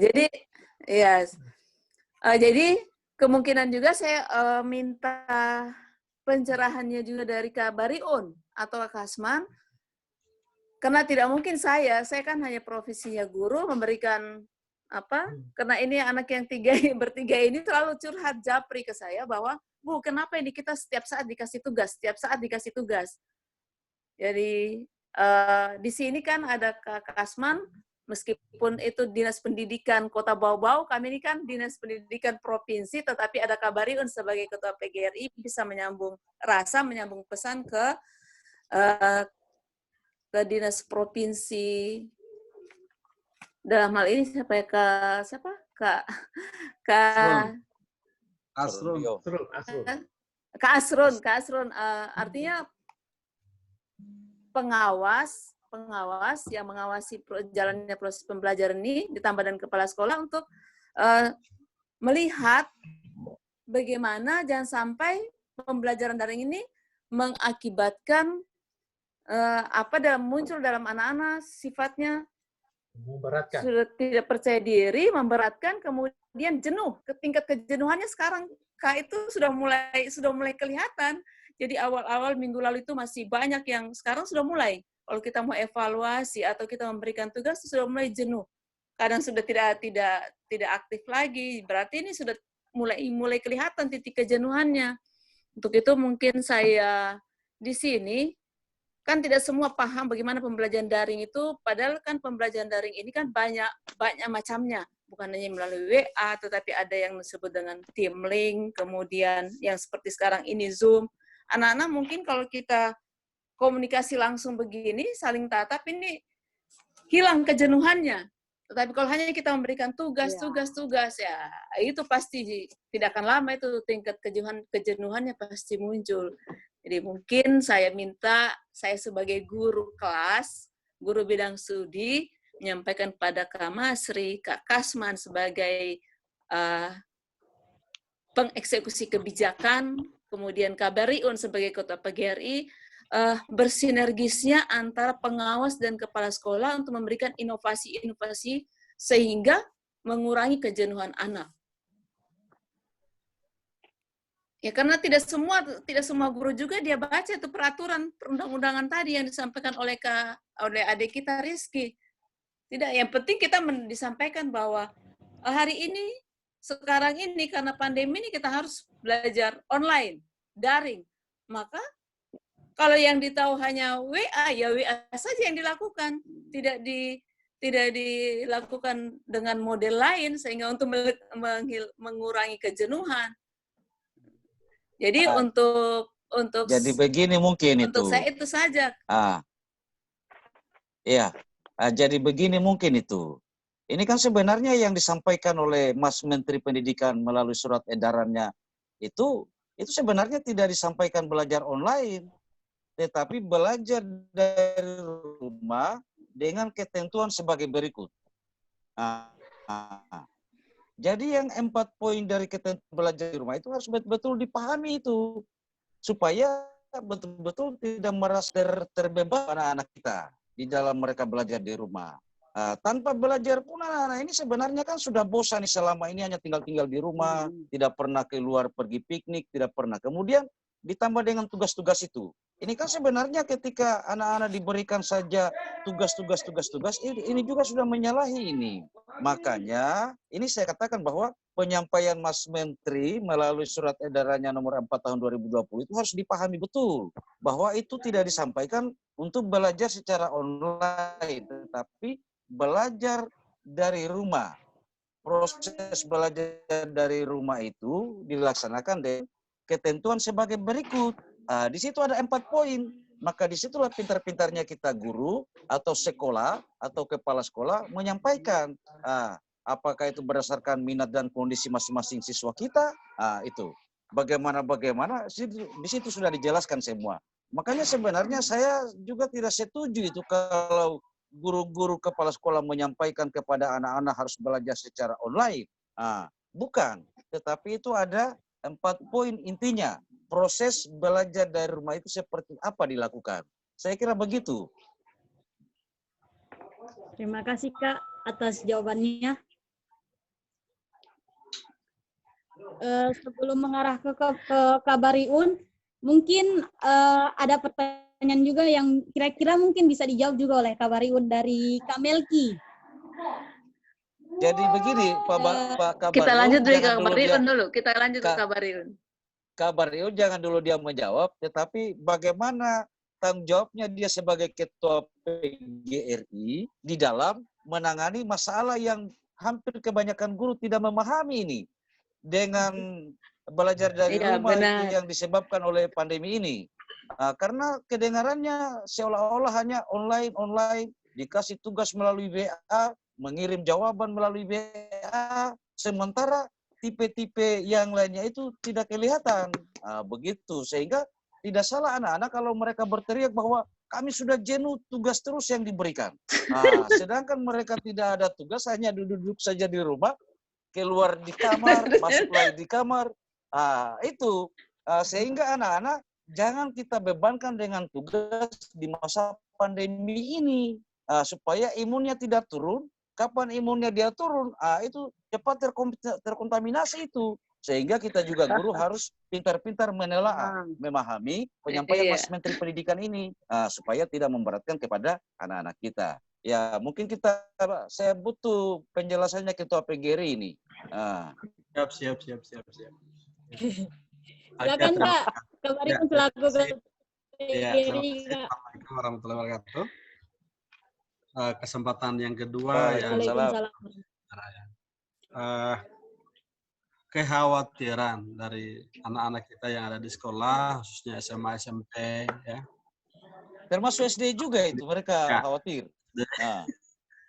Ya, karena memang kondisi, saya katakan dari awal bahwa SDM kita, sumber daya guru kita seperti apa.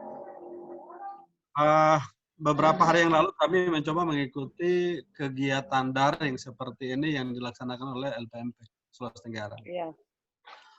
Dan kemudian kegiatan itu diikuti oleh seluruh guru yang ada di Sulawesi Tenggara. Sangat kita sayangkan bahwa dari sekian banyak peserta, bahwa itu mungkin yang paling sedikit. Ya, artinya bahwa entahkah informasi ini kurang nyampe ke gurunya, atau mungkin... Saya sudah WA juga kepala-kepala sekolah itu, penyampaiannya ISNA itu. Gurunya memang yang tidak mau atau enggan mengikuti seperti itu. Nah, inilah yang saya katakan bahwa SDM dan kemauan kita. Betul sekali bahwa banyak guru kita hari ini memiliki Android, memiliki data, tetapi berbeda menggunakan media sosial dengan kemudian melaksanakan pembelajaran yang daring ini. Ya, katakan seperti itu.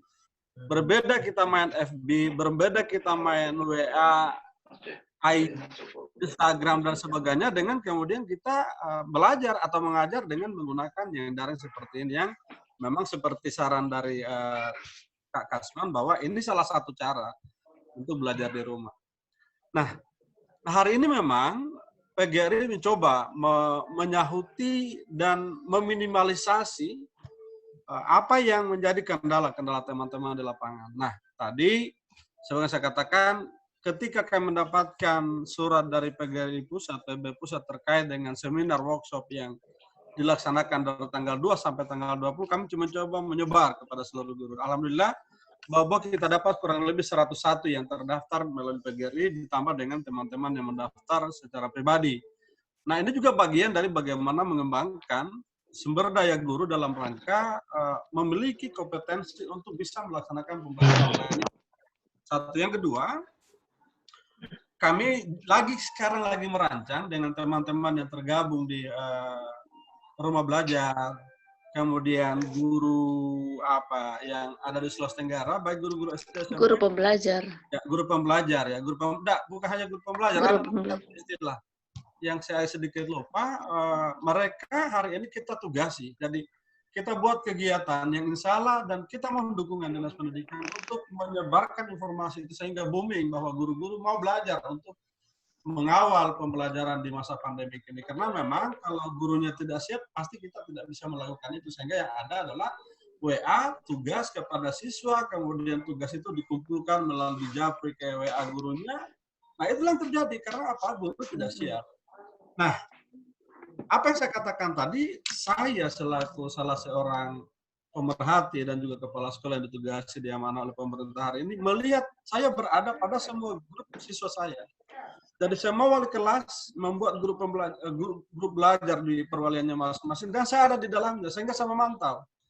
Nah, minggu pertama, kedua, saya dapati masih banyak guru yang kemudian hanya memberi tugas, kemudian mengirimkan menjapri ke WA guru, japri ke guru yang memberi tugas itu. Nah, ini tidak dan kurang efektif. Apalagi kita sudah banyak dapat sorotan. Tadi saya katakan KPAI itu sudah banyak menyoroti kita bahwa guru kok hanya kasih tugas yang membuat anak-anak stres. Nah, apa yang kemudian kami lakukan? Saya coba memanggil teman-teman guru yang ada di sekolah yang paham IT, yang paham programmer. Nah, kemudian kita mencoba salah satu dengan Zoom. Saya sudah rapat dengan OSIS dengan Zoom, rapat dengan guru dengan Zoom. Kemudian ada Microsoft Teams. Kemudian ada hari ini kita juga diajari bagaimana menggunakan Konex. Ini semua aplikasi pembelajaran yang bisa kita gunakan, yang bisa digunakan oleh guru.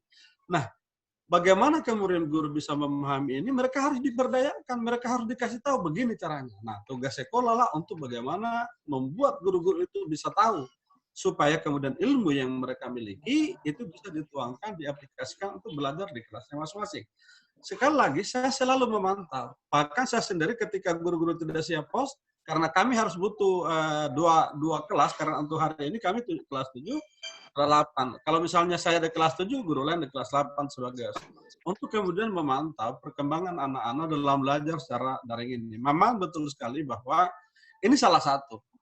Kendala yang paling utama adalah anak-anak tidak punya HP, atau anak punya HP tetapi kemudian tidak punya pulsa. Kami memantau, anak-anak mengirim data kepada kami. Nah, saya tentu selaku yang diberi kebijakan untuk mengampu di sekolah ini, maka memanggil tim leader saya di sekolah untuk bagaimana melihat, meminimalisasi kemungkinan-kemungkinan, dan alhamdulillah hari ini hampir semua wali kelas mengirimkan data anak-anak yang mau belajar. Mereka punya Android, tetapi kemudian tidak punya data hanya karena persoalan ekonomi orang tua. Nah, ini yang kita coba bantu. Ya, kita coba bantu. Yang mudah-mudahan langsung dibelikan pulsa itu, kan sudah ada di perubahan Japanese. Perubahan dimungkinkan untuk itu. Kenapa tidak? Kemudian kita bantu. Kalau memang tidak boleh, kenapa kita lakukan? Tapi kalau ini boleh, kenapa tidak kita lakukan? Termasuk gurunya dibelikan. Iya, tetap semua dengan guru-gurunya. Tapi kadang juga guru dia malu untuk mengumumkan untuk dibelikan pulsa, karena kadang juga mereka melakukan di sekolah. Ya, jadi kita batasi. Ada guru yang melakukan pembelajaran di sekolah yang dibiayai oleh WiFi sekolah, tentu tidak perlu kita belikan pulsa untuk itu. Nah, persoalannya adalah kita juga sebagai kepala sekolah, guru harus punya koneksi dengan orang tua. Nah, di awal tahun pembelajaran, semua wali kelas harus punya koneksi dengan orang tua, harus punya data orang tua, nomor kontak orang tua, sehingga kita sama-sama bertanggung jawab. Guru bertanggung jawab, juga orang tua bertanggung jawab. Karena jangan sampai kita belikan pulsa misalkan, lantas kemudian itu digunakan untuk belajar. Nah, ini harapan kita, maka semua kita harus pantau. Apakah benar anak-anak tadi yang kita sudah belikan pulsa, memang mereka mengikuti pembelajaran online. Nah, inilah peran dan tugas guru di kepala sekolah, teman-teman di lapangan untuk memantau itu semua, sehingga harapan kita, anak-anak kita yang tidak bosan. Ya memang betul sekali, jangankan bukan masa pandemi ini, bukan pembelajaran, tinggal di rumah saja pasti bosan orang. Tetapi ini kita harus patuh, karena ini memang bagaimana kita mempercepat proses COVID ini cepat berlalu di muka bumi Indonesia, di muka bumi. Seperti itu. Sehingga kita berharap bahwa guru kepingin sekali untuk mau hadir, mengajar seperti biasa, anak-anak pun juga ingin mendapat layanan seperti biasa di sekolah. Saya kira seperti itu. Terima kasih. Assalamualaikum warahmatullahi wabarakatuh. Waalaikumsalam warahmatullahi wabarakatuh.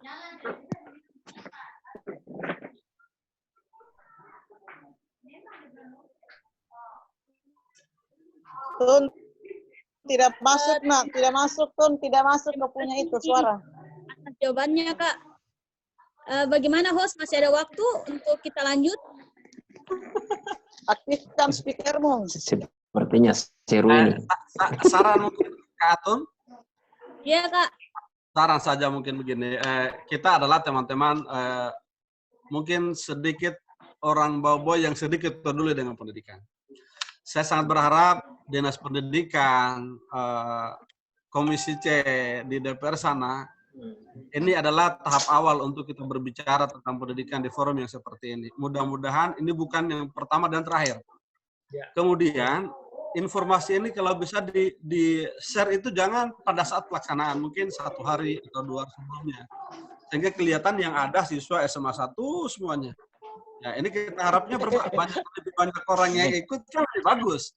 Supaya pengaruh gurunya ini. Nah, saya kira ini yang pertama. Mudah-mudahan ini bukan yang hebat pertama gurunya. dan bukan yang terakhir. Gitu. Terima kasih. Ada Karadi di situ. Tun, boleh kenapa dah? hanya SMA 1? Justru saya juga heran. Halo, Tun. Kenapa hanya SMA 1 yang muncul ini? Halo, Tun. Karena di situlah dilihat gurunya itu. Sebelumnya, Kak, saya konfirmasi, Kak. Ada juga Artinya yang kan, tergabung dari teman-teman SMA 2, Kak. Artinya kan begini, baguslah kalau misalnya masih ada pertanyaan barangkali teman-teman supaya kita dengar lagi yang pertanyaannya. berstatus siswa, supaya jangan malu-malu curhat sama kita sebagai orang tua. Ada juga Kak Masri sebagai yang bisa membackup kita, bisa juga menoki kita itu di Ketahuan atas. itu sekolahnya kakak. Artinya Kak Masri itu bisa dia kasih kita petunjuk, bisa dia kasih kita saran, bisa juga dia toki kita di DPR. Jangankan guru, kepala sekolah. Ya, saya sendiri saja kalau dipanggil di hearing, waduh. Ini tinggal kita baca doa ini supaya kita dapat angin segar. Saya kira begitu. Siap, Kakak. Iya. Silakan, Kak Ida. Silakan, Kak. Ya, saya mau sambung rasa dulu sama Kak Ketua PGRI. Silakan, Kak. Halo. Dapat ini ada kita punya orang tua ini, ketua komisi ini. Ya. Nah, Ketua PGRI karena kami ini kan kiprahnya, muaranya, kiblatnya di provinsi, jadi mungkin lewat Ketua PGRI ini SMA bagaimana? Kok kami tidak diajak-ajak ke kegiatan PGRI ini? Halo. Halo. Jadi gini. Adalah kakak. Pertama gini, teman-teman SMA, SMK, SLB itu harus tahu diri bahwa mereka itu adalah anggota PGRI Kota Bau yang ada di Bau ya. Nah tentu segala konsekuensi keanggotaan dalam organisasi juga kita harus ikut, harus nurut. Satu. Yang kedua, kalau saya tidak salah tadi pagi itu ada kegiatan yang dilaksanakan oleh Dinas Pendidikan dan Kebudayaan Provinsi Sulawesi Tenggara. Ada Kak Asrun yang berbicara. Iya, ada Kak Asrun. Ya, saya kira ini ruang-ruang yang memang guru-guru kita harus banyak, networking-nya harus bagus, jaringannya harus mantap, sehingga segala informasi yang berhubungan dengan tugas kita, informasi tentang pendidikan, sedapat mungkin kita bisa meluangkan waktu untuk mengikuti. Karena kalau tidak, pasti kita akan ketinggalan.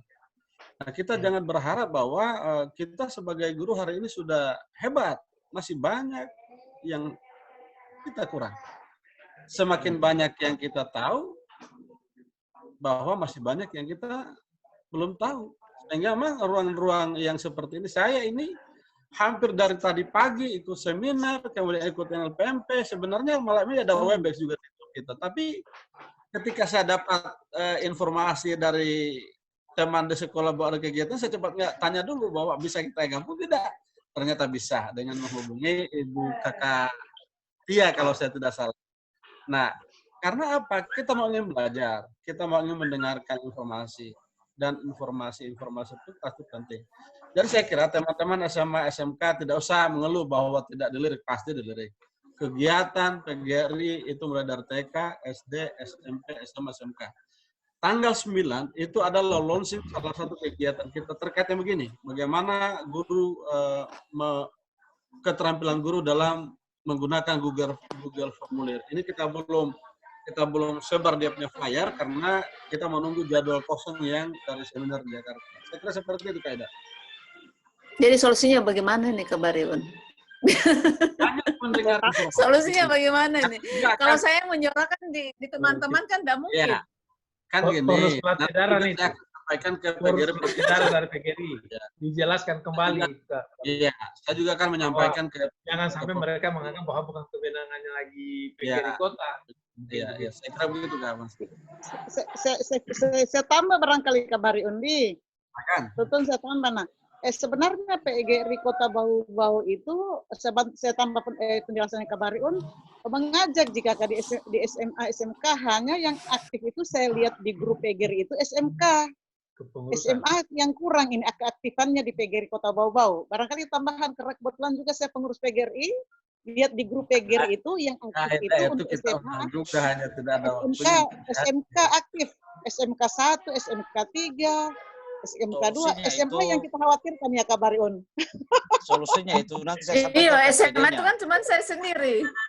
Ya, pokoknya gampang bisa perpanjang tangan, bisa perpanjangan informasi. Sudah sering.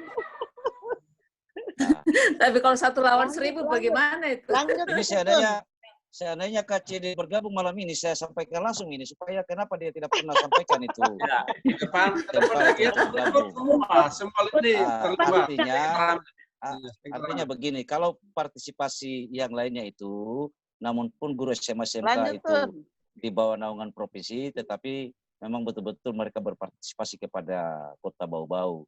Karena baru-baru ini kan perkumpulan kepala SMA SMK dan guru-gurunya itu kan sudah memberikan kontribusi juga terhadap penanganan dampak COVID-19 ini, diserahkan langsung oleh KCD-nya Kepala Zaman kepada Sekretaris Satgas, dalam hal ini Kakak Kuarcap atau Pak Sekda, begitu.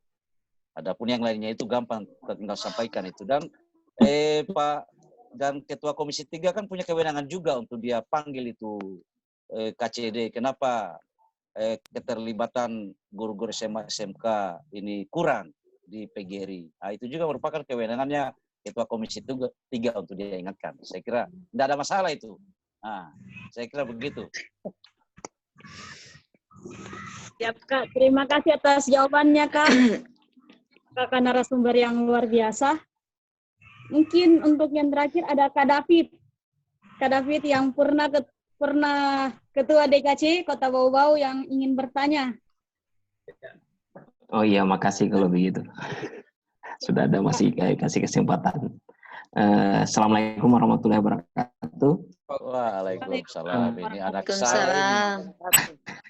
Ini saya lihat ini yang hadir semua ini para yang luar biasa, emang ini para penggawa Kota Bau-Bau di dunia pendidikan. Apalagi di situ ada Kak Masri juga selaku Dewan, begitu juga ada Sekretaris Dinas Pendidikan. Beliau juga ini merupakan guru saya, luar biasa. Makasih Pak. Ini yang saya tanyakan tadi, ini yang saya lihat pembahasan ini dari tadi ini hanya tingkat SMA saja. Satu permasalahan yang harus kita hadapi sekarang ini adalah bagaimana di tingkat pendidikan SD. Artinya hari ini sedang berkepanjangan ya pandemik ini, kan kita tidak tahu ini sampai kapan akan berakhir. Sekarang bagaimana kita mengatasi sebuah problem yang ada di tingkat SD, apalagi kelas 1, kelas 2, kelas 3 yang mana mereka ini betul-betul harus pendampingan betul terkait dalam di dunia pendidikan. Jangan sampai mereka nanti masuk kembali ke dunia ke bangku sekolah, malah mereka sudah tidak mengetahui sama sekali, apalagi mungkin menulis mungkin mereka sudah tidak mengerti apa semua. Yang ingin saya tanyakan adalah bagaimana mereka hari ini di permasalahannya untuk mengatasi itu. Jangan hanya kita lihat di tingkat SMP SMA saja. Kalau di tingkat SMP SMA ini mereka ini kan sudah memahami semua fasilitas teknologi. Sekarang bagaimana pendampingan kita terhadap di tingkat SD ini? Saya kira mungkin seperti itu yang saya pertanyakan. Terima kasih, Pak. Siapa dulu yang jawab? Terima kasih atas pertanyaannya, Kak. Ditunjukkan kemana, Kak, pertanyaannya? Ini terutama ini kepada sekretaris dinas sama anggota dewan yang hari ini selaku ketua komisi juga terkait dengan di dunia pendidikan. Saya dulu Kak Kasman ya. Ya, siap. Halo.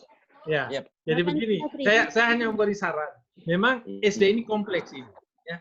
Pertama SD itu, guru-gurunya pasti harus kita pahamkan dulu ini guru-gurunya kita ini. Jadi saya hanya menyarankan Kak Kasman melalui dinas itu pertama diberdayakan itu gugus-gugus. Gugus-gugus di mana didampingi oleh para pengawas. Gugus. Jadi karena gugus kita kan ada berapa sih sekarang? Ada 10 ya. 16, gugus, Pak. 16 berarti sekitar 10-an sekolah ya. Tidak sampai 6 sampai 7. Satu gugus, ada yang 4 sekolah, ada yang 5 sekolah. Ya, itu bagus. Jadi kalau setiap gugus itu didampingi oleh satu pengawas untuk menjelaskan bagaimana itu menanggulangi ini. Karena memang betul itu Kak David. Kalau SD ini kompleks sekali, anak-anak kita banyak yang tidak punya Android. Ya kan? Buku-bukunya juga mungkin sudah belum lengkap itu bukunya SD. Jadi memang perlu di sana itu kerjasama yang baik ini antara gugus dengan orang tua murid, terutama ada koordinasi. Jadi saya sarankan dipilihlah itu setiap sekolah itu orang-orang tua murid yang bisa menjadi penghubung supaya mereka itu bisa membantu kita orang tua murid itu untuk menyampaikan kepada orang tua murid lainnya bahwa dalam rangka kita menangani COVID-19 ini, ya dengan pembelajaran seperti ini ya harus saling membantu, memang tidak bisa tidak. Sudah terutama tadi itu untuk anak-anak miskin ini kasihan.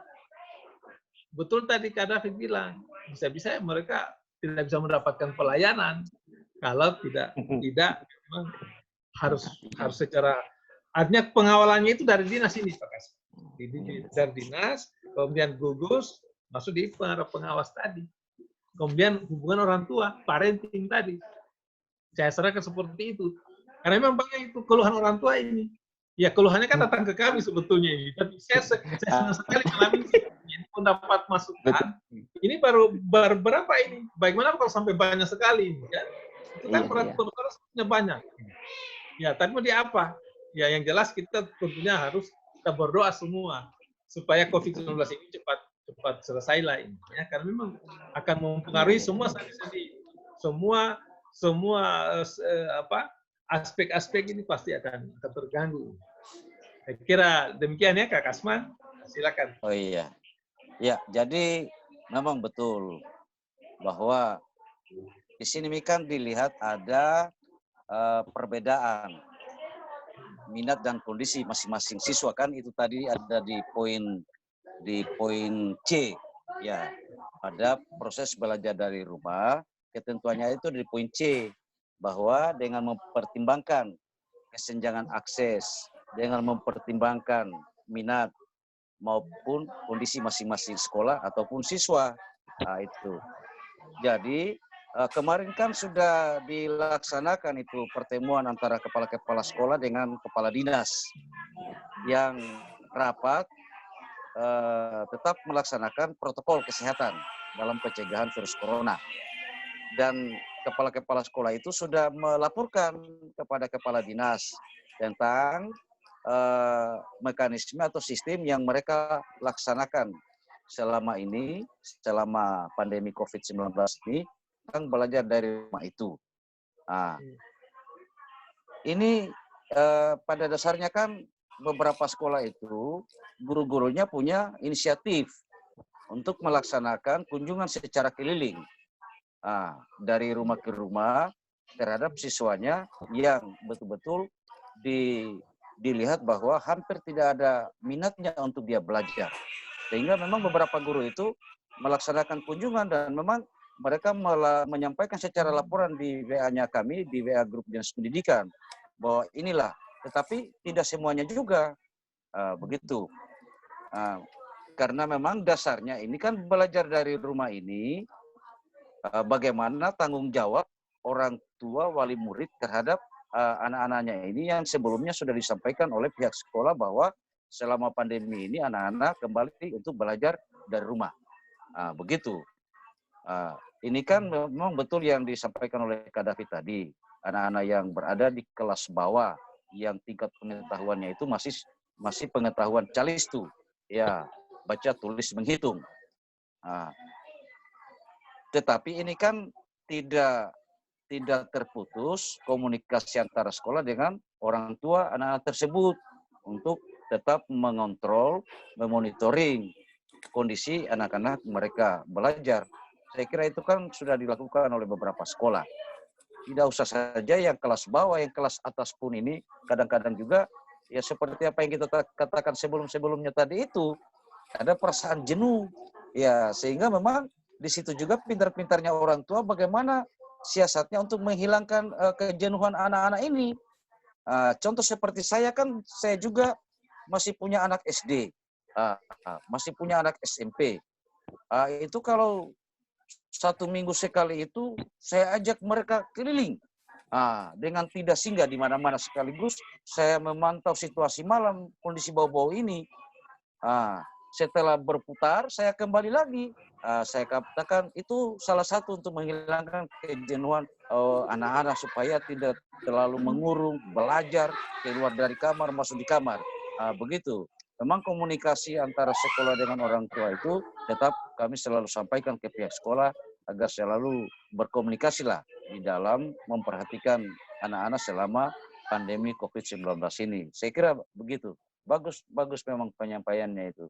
Jadi memang ini akan setelah ini mungkin saya berinisiasi juga untuk mengingatkan kepada kepala-kepala sekolah supaya kepala sekolah itu mengingatkan kepada guru-gurunya untuk selalu melaksanakan kontrol terhadap murid-muridnya bagi rumah-rumah yang masih menerima tamu, Kak.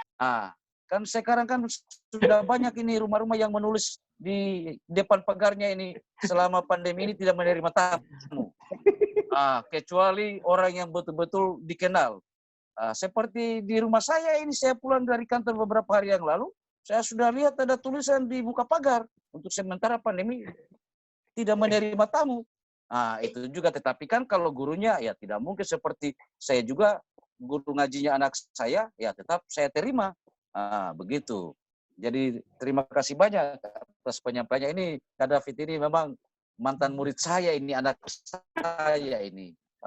Begitu, tapi saya tidak tahu ini di atas ini sudah lebih mengkilat dia daripada saya ini, sehingga mungkin orang tidak percaya bahwa ini mantan anak saya ini di IPS, dia tahu persis, saya tahu juga dia ini. Oke, terima kasih Kak David. Artinya saran-saran ide-idenya tetap saya butuhkan. Begitu. Kalau dulu saya yang ajar, sekarang kita tinggal diskusi. Ini kan saya juga berarti saya ini guru yang berhasil ini karena sudah menciptakan dia sebagai seorang sarjana teknik ini. Terima kasih. Assalamualaikum. Waalaikumsalam warahmatullahi wabarakatuh. Luar biasa dari kakak narasumber. Mungkin Kak David menjadi pertanyaan terakhir, atau masih ada lagi Kak yang ingin menanggapi? Cuma saran saja. Saran mungkin Katun ya, begini, artinya ini memang seperti apa disarankan tadi bahwa ini mungkin terlalu dini sekali kita tembak untuk penayangan ini. Seharusnya kan jauh sebelumnya harus dipasang memang pengumuman-pengumuman sehingga partisipasi itu betul-betul ramai. Pertama adalah di skop Dewan Kerja itu sendiri. Karena kita bicara terus terang, saya merasa apresiasi untuk Dewan Kerja Kota Bau hari ini membentuk sebuah pembahasan seperti malam ini. Ini merupakan sebuah potensi yang sangat besar untuk akan dikembangkan seperti ini, sehingga kedepannya ini akan menjadi sebuah pembelajaran, karena sebelum-sebelumnya tidak ada seperti itu mungkin. Jadi tambah lagi bahwa untuk di Dewan saya kira mungkin untuk dari Kak Masri mungkin ada saya sarankan juga, artinya memang ini Dewan harus butuh pengawasan betul, pengawasan besar terkait di dunia pendidikan sekarang. Artinya Bapak juga pernah menjadi kepala sekolah, pernah jadi guru, sekarang sudah di Bapak alami. Sekarang waktunya Bapak untuk mengawasi bagaimana kinerja guru-guru yang ada di Kota Bau hari ini. Artinya jangan sebatas kita memikul sebuah jabatan, namun bagaimana kita harus adakan pengawas sehingga kualitas pendidikan di Kota Bau ini adalah layak akan termasuk kinerja dinas pendidikan. Jangan hanya kinerja kepala sekolah. Tempat-tempat. Iya. Saya kira mungkin seperti itu. Jadi iya dinas pendidikan untuk Kota Bau. Saya kira mungkin seperti itu Kak. Terima kasih atas. Mantap. Terima kasih Kak. Semuanya. Terima kasih Kak. Terima kasih. Mungkin terima kasih kepada kakak-kakak narasumber juga yang sempat bergabung pada malam ini. Sebenarnya Kak, saya juga mewakili teman-teman Dewan Kerja Cabang Kota Bau. Mohon maaf apabila info yang kami berikan itu agak telat, karena memang kegiatan ini merupakan kegiatan dadakan yang kami garap bersama, dan proses untuk membuat kegiatan ini tidak cukup 1 hari Kak. Makanya informasi yang kita maksimalkan saja kakak-kakak yang ada di internal kita untuk jadi juga narasumber. Alhamdulillah juga kakak-kakak bersedia, dan itu yang kita maksimalkan sampai sekarang ini Kak. Dan alhamdulillah kegiatan ini sudah di-repost juga sama akun resmi Gerakan Pramuka di Instagram. Mantap. Insya Allah untuk kedepannya kami akan terus menjalankan ide-ide baru insya Allah Kak. Dan sekedar informasi Kak, tentang kegiatan Pramuka tanggap COVID-19, penyampaian dari Kak Warcap Kak besok kemungkinan kita membagi secara simbolis mengenai waktunya Kak, jam berapa, nanti kita tunggu konfirmasi lagi dari Kak Warcap. Ya, share di WA ya. Ya, saya Siap, di Kak. WA langsung. Ya. Siap Kak. Terima kasih saya ucapkan kepada kakak narasumber yang telah menyempatkan waktunya untuk bergabung bersama kita dalam kegiatan Ngobrol Pintar dalam rangka Hari Pendidikan Nasional tanggal 2 Mei ini. Satu kata yang saya kutip dari Ki Hajar Dewantara bahwasanya jadikanlah semua tempat adalah sekolah dan jadikanlah setiap orang adalah guru, di mana sekolah dan guru akan dimanapun kita berada, jadikanlah semua itu untuk media pembelajaran kita. Sebelum mengakhiri diskusi ngobrol online ini Kak, saya minta kesediaan kakak-kakak yang lain untuk mengaktifkan kameranya untuk kita dokumentasi dulu Kak. Kami minta kesediaan kakak-kakak yang lain untuk mengaktifkan kameranya untuk dokumentasi kegiatan kami Kak. Ya, Katut saja yang dokumentasikan ya. Iya Kak. Katut saja yang dokumentasikan, yang foto. Saya pastikan juga itu. Saya sudah kirim juga di Purna Dewan Kerja Kota Sulawesi Tenggara. Saya sudah, di Purna kami juga ini kan ada Purna Dewan Kerja Sulawesi Tenggara. Saya sudah foto juga tadi di sini sudah banyak pembahasan juga, mereka mengapresiasi bahwa kinerja Kota Bau-Bau dalam hal ini Dewan Kerja Kota Bau-Bau membahas terkait dengan di Hari Pendidikan ini. Selamat buat Katun. Ya. Siap Kak. Salam buat kakak-kakak Purna Dewan Kerja. Mungkin bisa Kak Ayu mengambil dokumentasinya. Saya hitung apa-apa 1, 2, 3.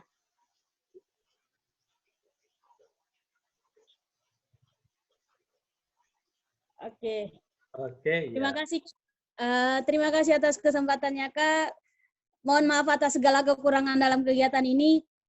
Saya mewakili jajaran Dewan Kerja Cabang Kota Bau-Bau. Terima kasih kepada kakak-kakak narasumber dan partisipan semua peserta yang telah bergabung di kesempatan kali ini. Akhir kata, wabillahi taufiq wal hidayah. Wassalamualaikum warahmatullahi wabarakatuh. Salam Pramuka. Waalaikumsalam warahmatullahi wabarakatuh. Waalaikumsalam warahmatullahi wabarakatuh. Salam Pramuka. Wabarakatuh.